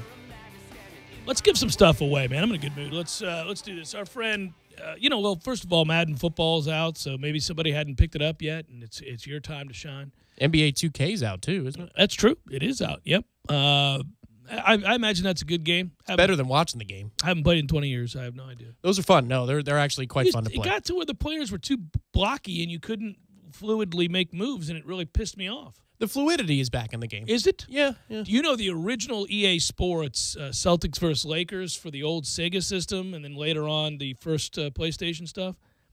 It still remains one of my very favorite games of all time. They had Celtics versus Lakers, then it was Bulls versus Lakers, and then you had, I think the one year it was Portland was in there. It was incredible. Well, man, I go back far enough for NBA Jam. What a great game that was. NBA Jam was College incredible. Slam too. There have, over the years, been a lot of really good basketball games, like arcade form basketball games, just a lot of good ones I always adored. Did you ever play the hockey one? Oh, the yeah. 3-on-3? Yeah. That game was a blast, too. It was. I loved it. Yeah. Let's give away a game, speaking of which, or whatever you want to use the money for. Our friends at Games for Less on Appalachia Parkway. George Dial owns it, locally owned and operated, has been for over 20 years. Great people of the community. Support local business. Caller 3, 523-3776, 523-3776. If you call right now in your caller 3, you'll win a gift certificate, 50 bones to Games for Less. All right. Yeah, good stuff. So make that call now, and good luck to you. I play my MLB The Show. My kids play it the rest of the time. I don't play anything else. every once in a great while, there's a game that piques my interest, such as Grand Theft Auto, where you go around killing people. Yeah, I'll get up in a tower and nestle in and just take people out. Rated M for mature. Oh, yeah. Yeah, no, it's great. I love when you get to the point where you've done so much damage that the SWAT teams are coming in. They're flying out of the sky. Like, come on! Yeah. Yeah. They're talking what to you. Yeah. No, that's fun when you're just armed to the teeth. Apparently, I got somebody on my list for the holidays, which are a couple months down the road, few now. But a Nintendo Switch is going to be something I have to take a look at. Apparently, that thing is really fun. Don't know what it is. Really? No, I have no idea. Okay, well, it's the next one for Nintendo. I'm guessing that. Yeah, right? but it's a system that can plug into, obviously, your screen, and you can play it on the TV, like normal with a controller. But then it also breaks down into a tablet form seamlessly. Oh, so you just pick it up and go. You can pick it up and go, so you can continue the game wherever you are. Yeah. It's good stuff right there. You know what else is good stuff? When you were younger, did you watch, was it still really popular? Had it already shifted? The reason I bring this up, the Tour Championship is underway. This is it. This is it. The end of the year, the actual season ends for golf this weekend. So they're in East Lake this weekend. They are. Did you know two things? First of all, a couple of interesting nuggets. I did the golf show last night beyond the tips on Sirius XM. First of all, we're down to 30 individuals now. So if you're in this thing, you've had a good year, to say the least. If you finish in the top 5, even if you don't win it, if you just finish number 5, you're going to make $1 million plus. Wow. It's a $34 million payoff, $10 million to the winner. $10 million to the winner. So you could not win a thing all year, but have a gazillion top 10s and win this thing. Bill Haas the one year. Yeah, Bill Haas, Billy Ho's won this thing too. Yeah. Brant Snedeker's won this. So, But the way they've set it up now is it's not as easy. If you're like 22nd coming into this thing, for you to win it, it's really, really difficult. You need the guys that are in the top 5, like all of them have to completely blank the bed. Yeah. It can't happen. Like if Jordan Spieth finishes, because he's number 1, if he finishes 9th and you're 22nd and win the tournament, you can't pass him. The points are set up so you can't pass him. That's the confusing part. You see, I feel like the PGA Tour is shy about this. This is something where poker on television, I think, reached its pinnacle a while back now. But they were talking about how much money was involved. Why do people watch game shows? It's like the famous movie Quiz Show. They want to watch the money. It's a great game show. They're not watching the people. They want to watch the money. Right. So if the Tour told you winner gets $10 million and they beat you over the head with it, you'd say, oh. Well, there's a lot on the line, right? The best in the world are all playing at the same time, and it's for $10 million? All right, this may not be a major, but these guys have all the incentive in the world to go get it done. Well, I was going to ask you, did you I like this better than the old Skins games. You remember, who the Bridgestone and the Shell. All the Skins. Used to win that every year. It was Fred Couples. He beat everybody's ass. He would always take home the Skins, and I was thinking to myself, well, this just seems a bit gluttonous. These guys are already rich, and they're just going to be making a gazillion more dollars in this thing. Well, and then they had the Battle of the Sexes, too, for a couple of years. Well, one of them was Tiger Woods and Annika Sorenstam and David Duval and, was it Nancy Lopez at the time? Laura Davies? I forget who it was. Yeah. But they did it one year where it was at Firestone, and they played Under the Lights for the exhibition. I thought that was really cool. See, I grew up in the era where the Shell World of Golf was still in existence, but it was forgive the pun, it was a shell of what it once was in the 70s when it was on television, and then the Bridgestone thing took over. But the Skins games were largely phased out. I believe it was one year that we watched out there Under the Lights, Tiger Woods and Sergio Garcia, wasn't it? I believe it was a Sergio Garcia one. They probably played one of the years. They did, and Phil Mickelson played in one. And they mic'd him up for the whole thing. Yep. So anyhow, the point is that's this weekend. It got underway today, and they flipped the 9s. Eastlake did the right thing. They've literally flipped the 9s. Oh, so the tournament doesn't end on a par 3. That's right. They have flipped the 9s, so you get a legitimate ending to it. So not everybody's just out there trying to hit for par. That's a par 5, what would now be the 18th hole, and that's relatively reachable. Well, that's cool to hear. That's much better than a 230-yard par 3, man. Who the hell wants to see a tournament that way? Completely agree. It's one of those things that I like, and hadn't had a chance to bring that up. If you're into the golf, I won't spend too much time on it, but it's going to be good this weekend because they're the best players in the world that are left. I mean, if you just look at the top 5, it's ridiculous. It's Dustin Johnson. It's obviously Jordan Spieth. Look, Brooks Koepka is just outside that top 5. He could win this thing. Imagine if that guy wins the Tour Championship. I mean, wins the FedEx Cup, wins the whole thing. Yeah. Well, I mean, again, Justin Thomas is number 2. That would be a major. plus winning the FedEx points. FedEx Challenge and the Tour Championship and $10 million. Unlike Billy Ho from Florida. That's right. He didn't win a major. No, didn't. Has he won a major? No. I don't think he has. Not even close. Snedeker, has he won a major? Oh, God, no. How about Bill Haas? Has he won a major? No. So this would be a big step for the young man. Huge step. I might note that they have completely draped over at the golf course Brooks Koepka's larger-than-life U.S. Open Championship picture across everything that you'll see at FSU. Oh, really? Well, when one of your own wins the U.S. Open, you got to do it. You got to do it. Seen early renderings of the new Jack course. It's incredible. If they get the funding, they pushed it back another year. I think they're going to get the funding. I'm already looking at a couple designs that very few people have seen, Tom. Maybe during the break, you'll be added to the list. Okay. It's rather cool just to see where they're going with this thing. It's also taking that course and kind of flipping it on its ear. Let's talk about James Blackman when we get back. It's Jeff Cameron Show, 97.9 ESPN Radio.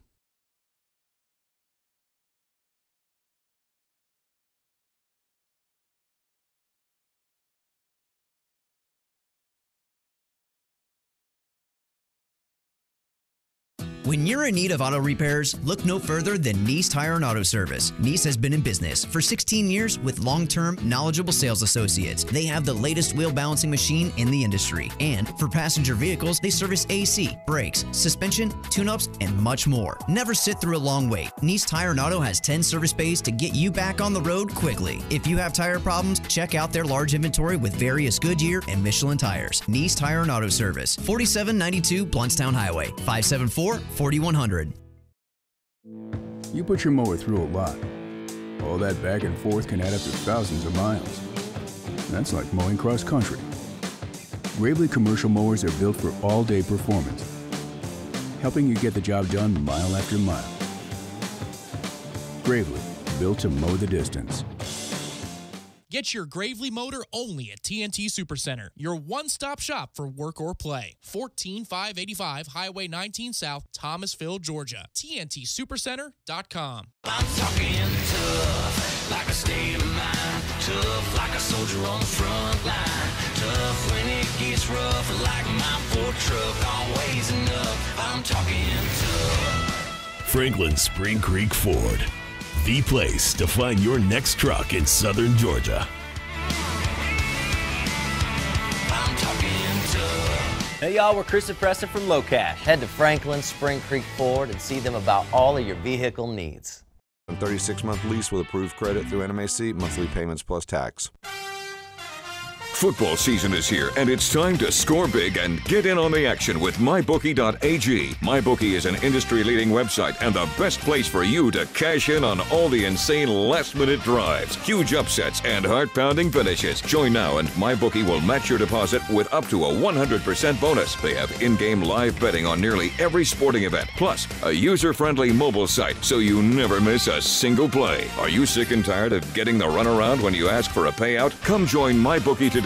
With decades of expertise, no hassle payouts, and no fine print, you'll experience the greatest customer service in the business, guaranteed. Use promo code RADIO to activate your bonus of up to 100%. Call 844-900-2387 or visit mybookie.ag to open an account. That's 844-900-BETS or go online to mybookie.ag and use promo code RADIO. Win with the best only at MyBookie. Sign up today.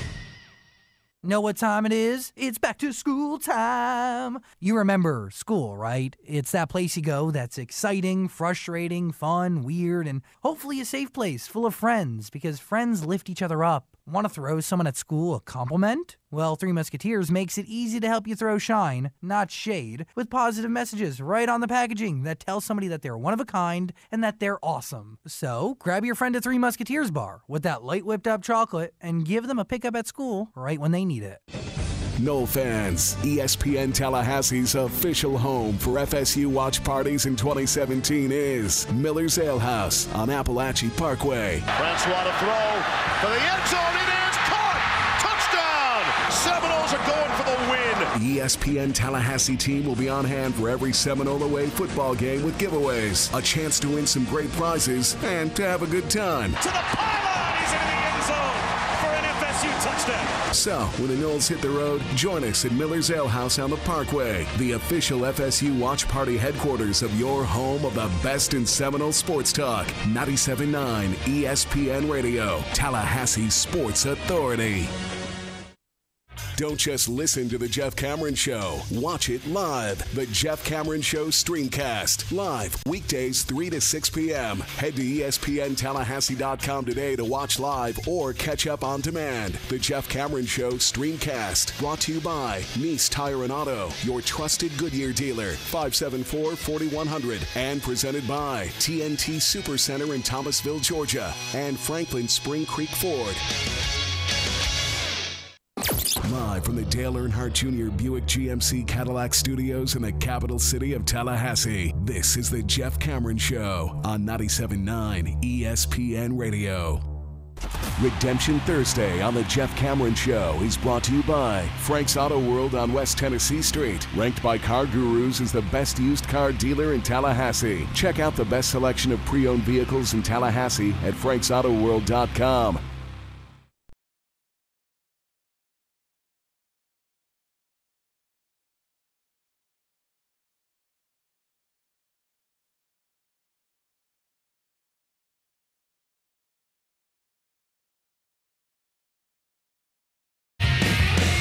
Very appropriate, because it was on this day in 1993 that Nirvana released their third and final, sadly, studio album. I bought it on the Parkway, Tom. There was a record store back then, right where Corner Pocket is. Big old record store downstairs. You were here when they released their third. Oh yes, I album. had been for some time. Oh, it was 1993. National championship season for the Noles. I also went there and picked up X101.5 was there, and some guys that haven't worked here in years and years and years and years. Was it called X101.5 back? I think so, yeah. It's always been, really. I think so. Yeah. If it wasn't, it was the alternative rock station, and I remembered. I was in school, but I always wondered when the X thing began became because real popular. 98 Rock in Tampa was always and still is the number one rock station, even though the format and way playlist. back in when I was a kid, 95 YNF was number one in Tampa. They had 97.1, which was oldies for a while. It was competing with Q105, and it had Q105 was actually 92.9 or 92. Q105 has been around forever. It used to be Q105 was country. Is it still they country? flipped back and forth between oldies and country. I think it's back to country now. I'm sorry, oldies. But then they changed this oldies format on 97.1 to 97X, and that was probably in the mid to late 90s. So I wondered what, because it was cookie cutter, you know? Yeah. Everybody has the same formats, the Edge, X, Kiss FM, all that crap. Clear Channel did a good job of ruining radio, yeah. Sure. So because when did the Power Pig come into existence? The Power Pig was around when I was in kindergarten or first grade. I'll go with first grade, so that's what, you're 7 in first grade, 1993, 92, 93?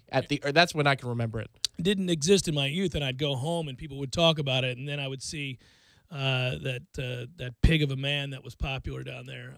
Bubba the Love Sponge. He's been now sued 57 times for a number of other transgressions. He did the afternoon and evening shows. Yeah, my mom didn't let us listen to that, and it was that was an edgy station all around for being a pop station.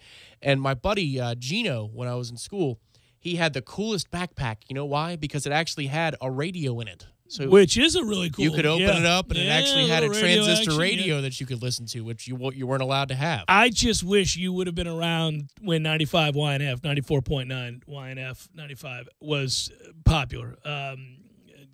Oddly enough, Ron Diaz was on that station. That guy's been around. Oh. He has been around. He's Tampa. Yeah. But Ron and Ron was the big show. Ron Bennington and Ron Diaz. And it was fantastic. Now, I bet if I go back and listen to it now, I'd go, what in the world? And certainly they were getting away with jokes that you could not get away with now, and understandably so. But, I mean, that entire segment that I'm not allowed to say on air, that was a routine. It was the thing they did every week that you couldn't even say the name of now. There was a day of the week that I wouldn't like to say right now on Bubba the Love Sponge on Tuesday. He had a certain day that was dedicated to certain people. Yeah. So anyhow, In Utero came out on this day in 1993, and I went and bought it on the Parkway, and I can still remember that very, very well. And I bought the tape, I think it was. I think I did. The cassette. There it I is. might have bought the cassette, or did I buy the CD? I don't know. CDs were out then. I don't know. I gotta think. I can't remember that. I just remember listening to it, and there's a song on there that my girlfriend hated, and she'd go, "What? Why do we have to listen to this song?" I go, "It's great." And I turned it up louder because I was an ass. But that's how that works. Sounds about right. Florida State, NC State. All week long I've talked about my comfort level. And you know what? This is the perfect time for What's on Tap, because even though it's not on tonight, it is on this weekend, and we've been waiting and waiting and waiting. Ready for a cold one? Proof Brewing Company in Railroad Square Art Park presents What's on Tap. So, Jeff, what'll it be?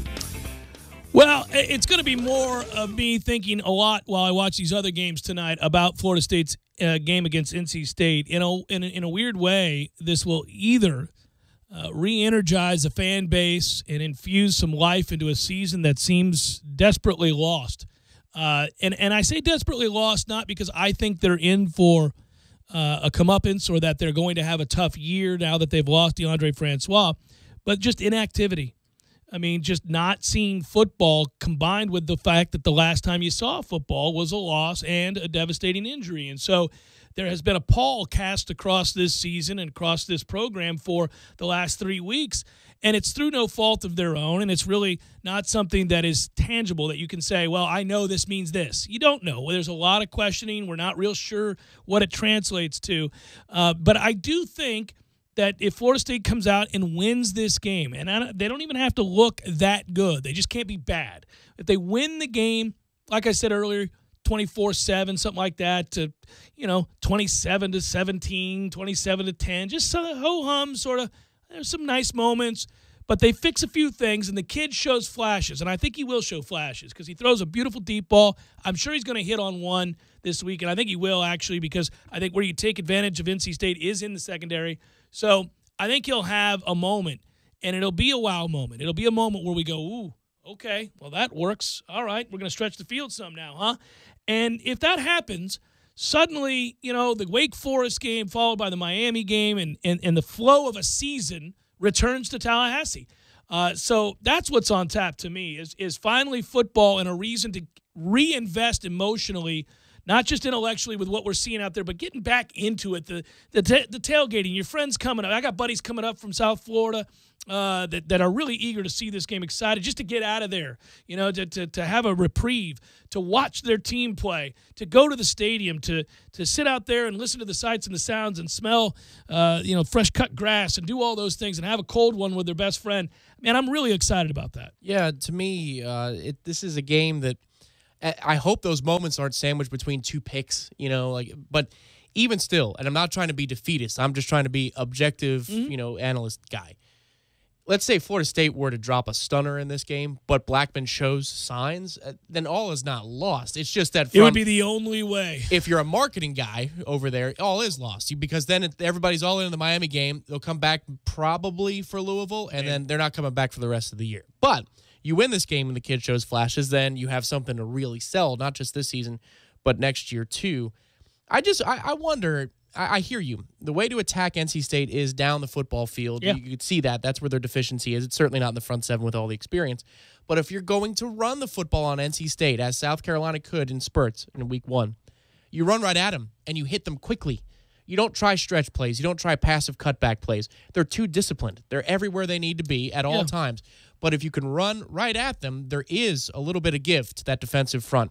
And the way this offensive line played in week one, I thought they generated some holes against Alabama. When you have a quick enough back in there to hit the holes, you might be able to burst one for 5 to 10 yards. You just got to be willing to trade the 1s and 2s for the 5s and 7s. And if we stick to it, I think you can find some success there on the ground. Don't know that you'll get your wish there, Tom. I hope you're right, but Jimbo and sticking to the run is not the forte. Right. Dalvin going for 60 yards and getting less than 20 totes last year tells you all you need to know. Tells you about that. Our thanks to Proof Brewing Company for coming on board to sponsor What's on Tap. Proof Brewing Company and For the Table Hospitality present the 5th Annual Florida Tap Invitational, September 29th and 30th. That's one of North Florida's largest two-day beer festivals. VIP and general admission tickets are available online, FloridaTapInvitational.com. Go to FloridaTapInvitational.com. Good times right there. Yeah, so, that's what's on tap in my mind. That's the kind of thing I'm looking at. I'll be watching tonight. Hey, listen, I'll watch a little South Florida football tonight and have fun with it, and I'll watch the NFL tonight, maybe. I don't care if this game was between the two best teams in the NFL. Thursday night games turn out to be garbage. Yeah. And when they're not the two best teams, but rather middling teams at best, then, Middling at best. Have you cooled off on the Rams enough to not watch tonight's game, or are you still interested enough to see, a good front seven for the San Francisco 49ers? And a good defense for the Rams. Right, and go against maybe something in Goff. Maybe he could be, possibly. I don't know. There's a reason, again, to hold out hope if you're a Rams fan, both to be able to tweet at me that I was wrong and to be able to celebrate that you may have a guy. Right now, through a couple of games, average yards per completion, Jared Goff leads the league, my friends. That's insane.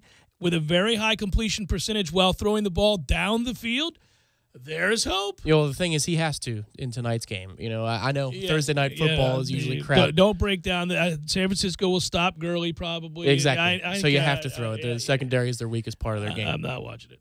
Let's do before. Hey, listen. Right before we do, the probables here, I do want to say to Earl Dennard that if you're listening, we're thinking of you, Earl, and we want you to feel better and get the hell up out of the center you're in and come back to hanging out, watching football with all of us, and to be well. But you're in our thoughts right now. So we love you, buddy. Yeah, it's to Earl Dennard there. Hopefully he's doing all right. All right, let's do probables. Here we go. It's time for, how you say, with the pitching, probables?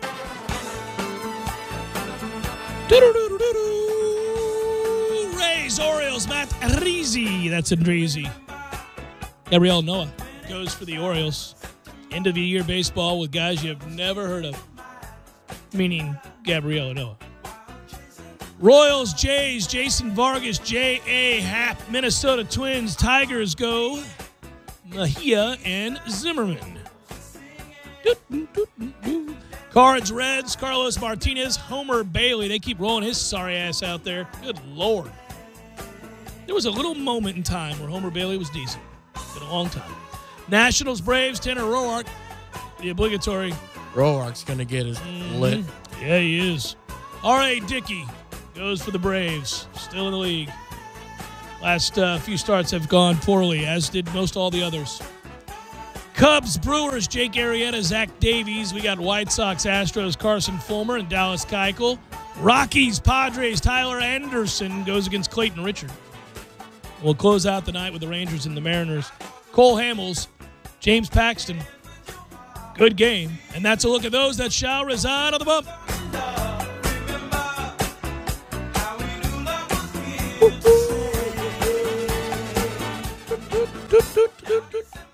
So have you amended? We got till tomorrow. We can talk about it tomorrow. But what did I say? At 65, 63? What did we do? Attendance? Yeah, 63, 62 and a half, something like that. Over that, right? No.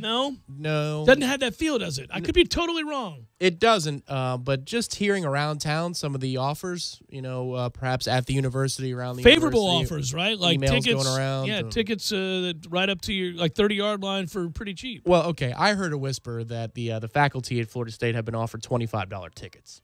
So, Yeah, tough times. Well, I get it though. No, I'm not. There are so many people. No. Okay, now your friends, mutual friends, Sure, but closer to you than me. Yeah, they're Matt flying and Kelly, up. they're coming up.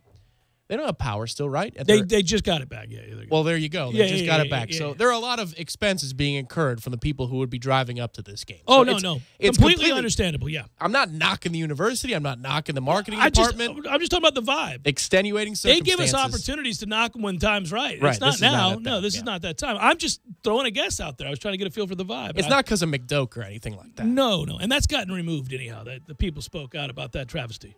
Well, it was there once. Yeah, it was. There's a high school football show coming up next, That's right? the countdown. That's good stuff. That's with Coach Cofield. That's my man. Coach Co's good people. All right, good work out of you. Good work, Matthew. Thanks to all who called and or listened. Enjoy your evening, and we'll be back with you tomorrow on Libations Friday. Be well.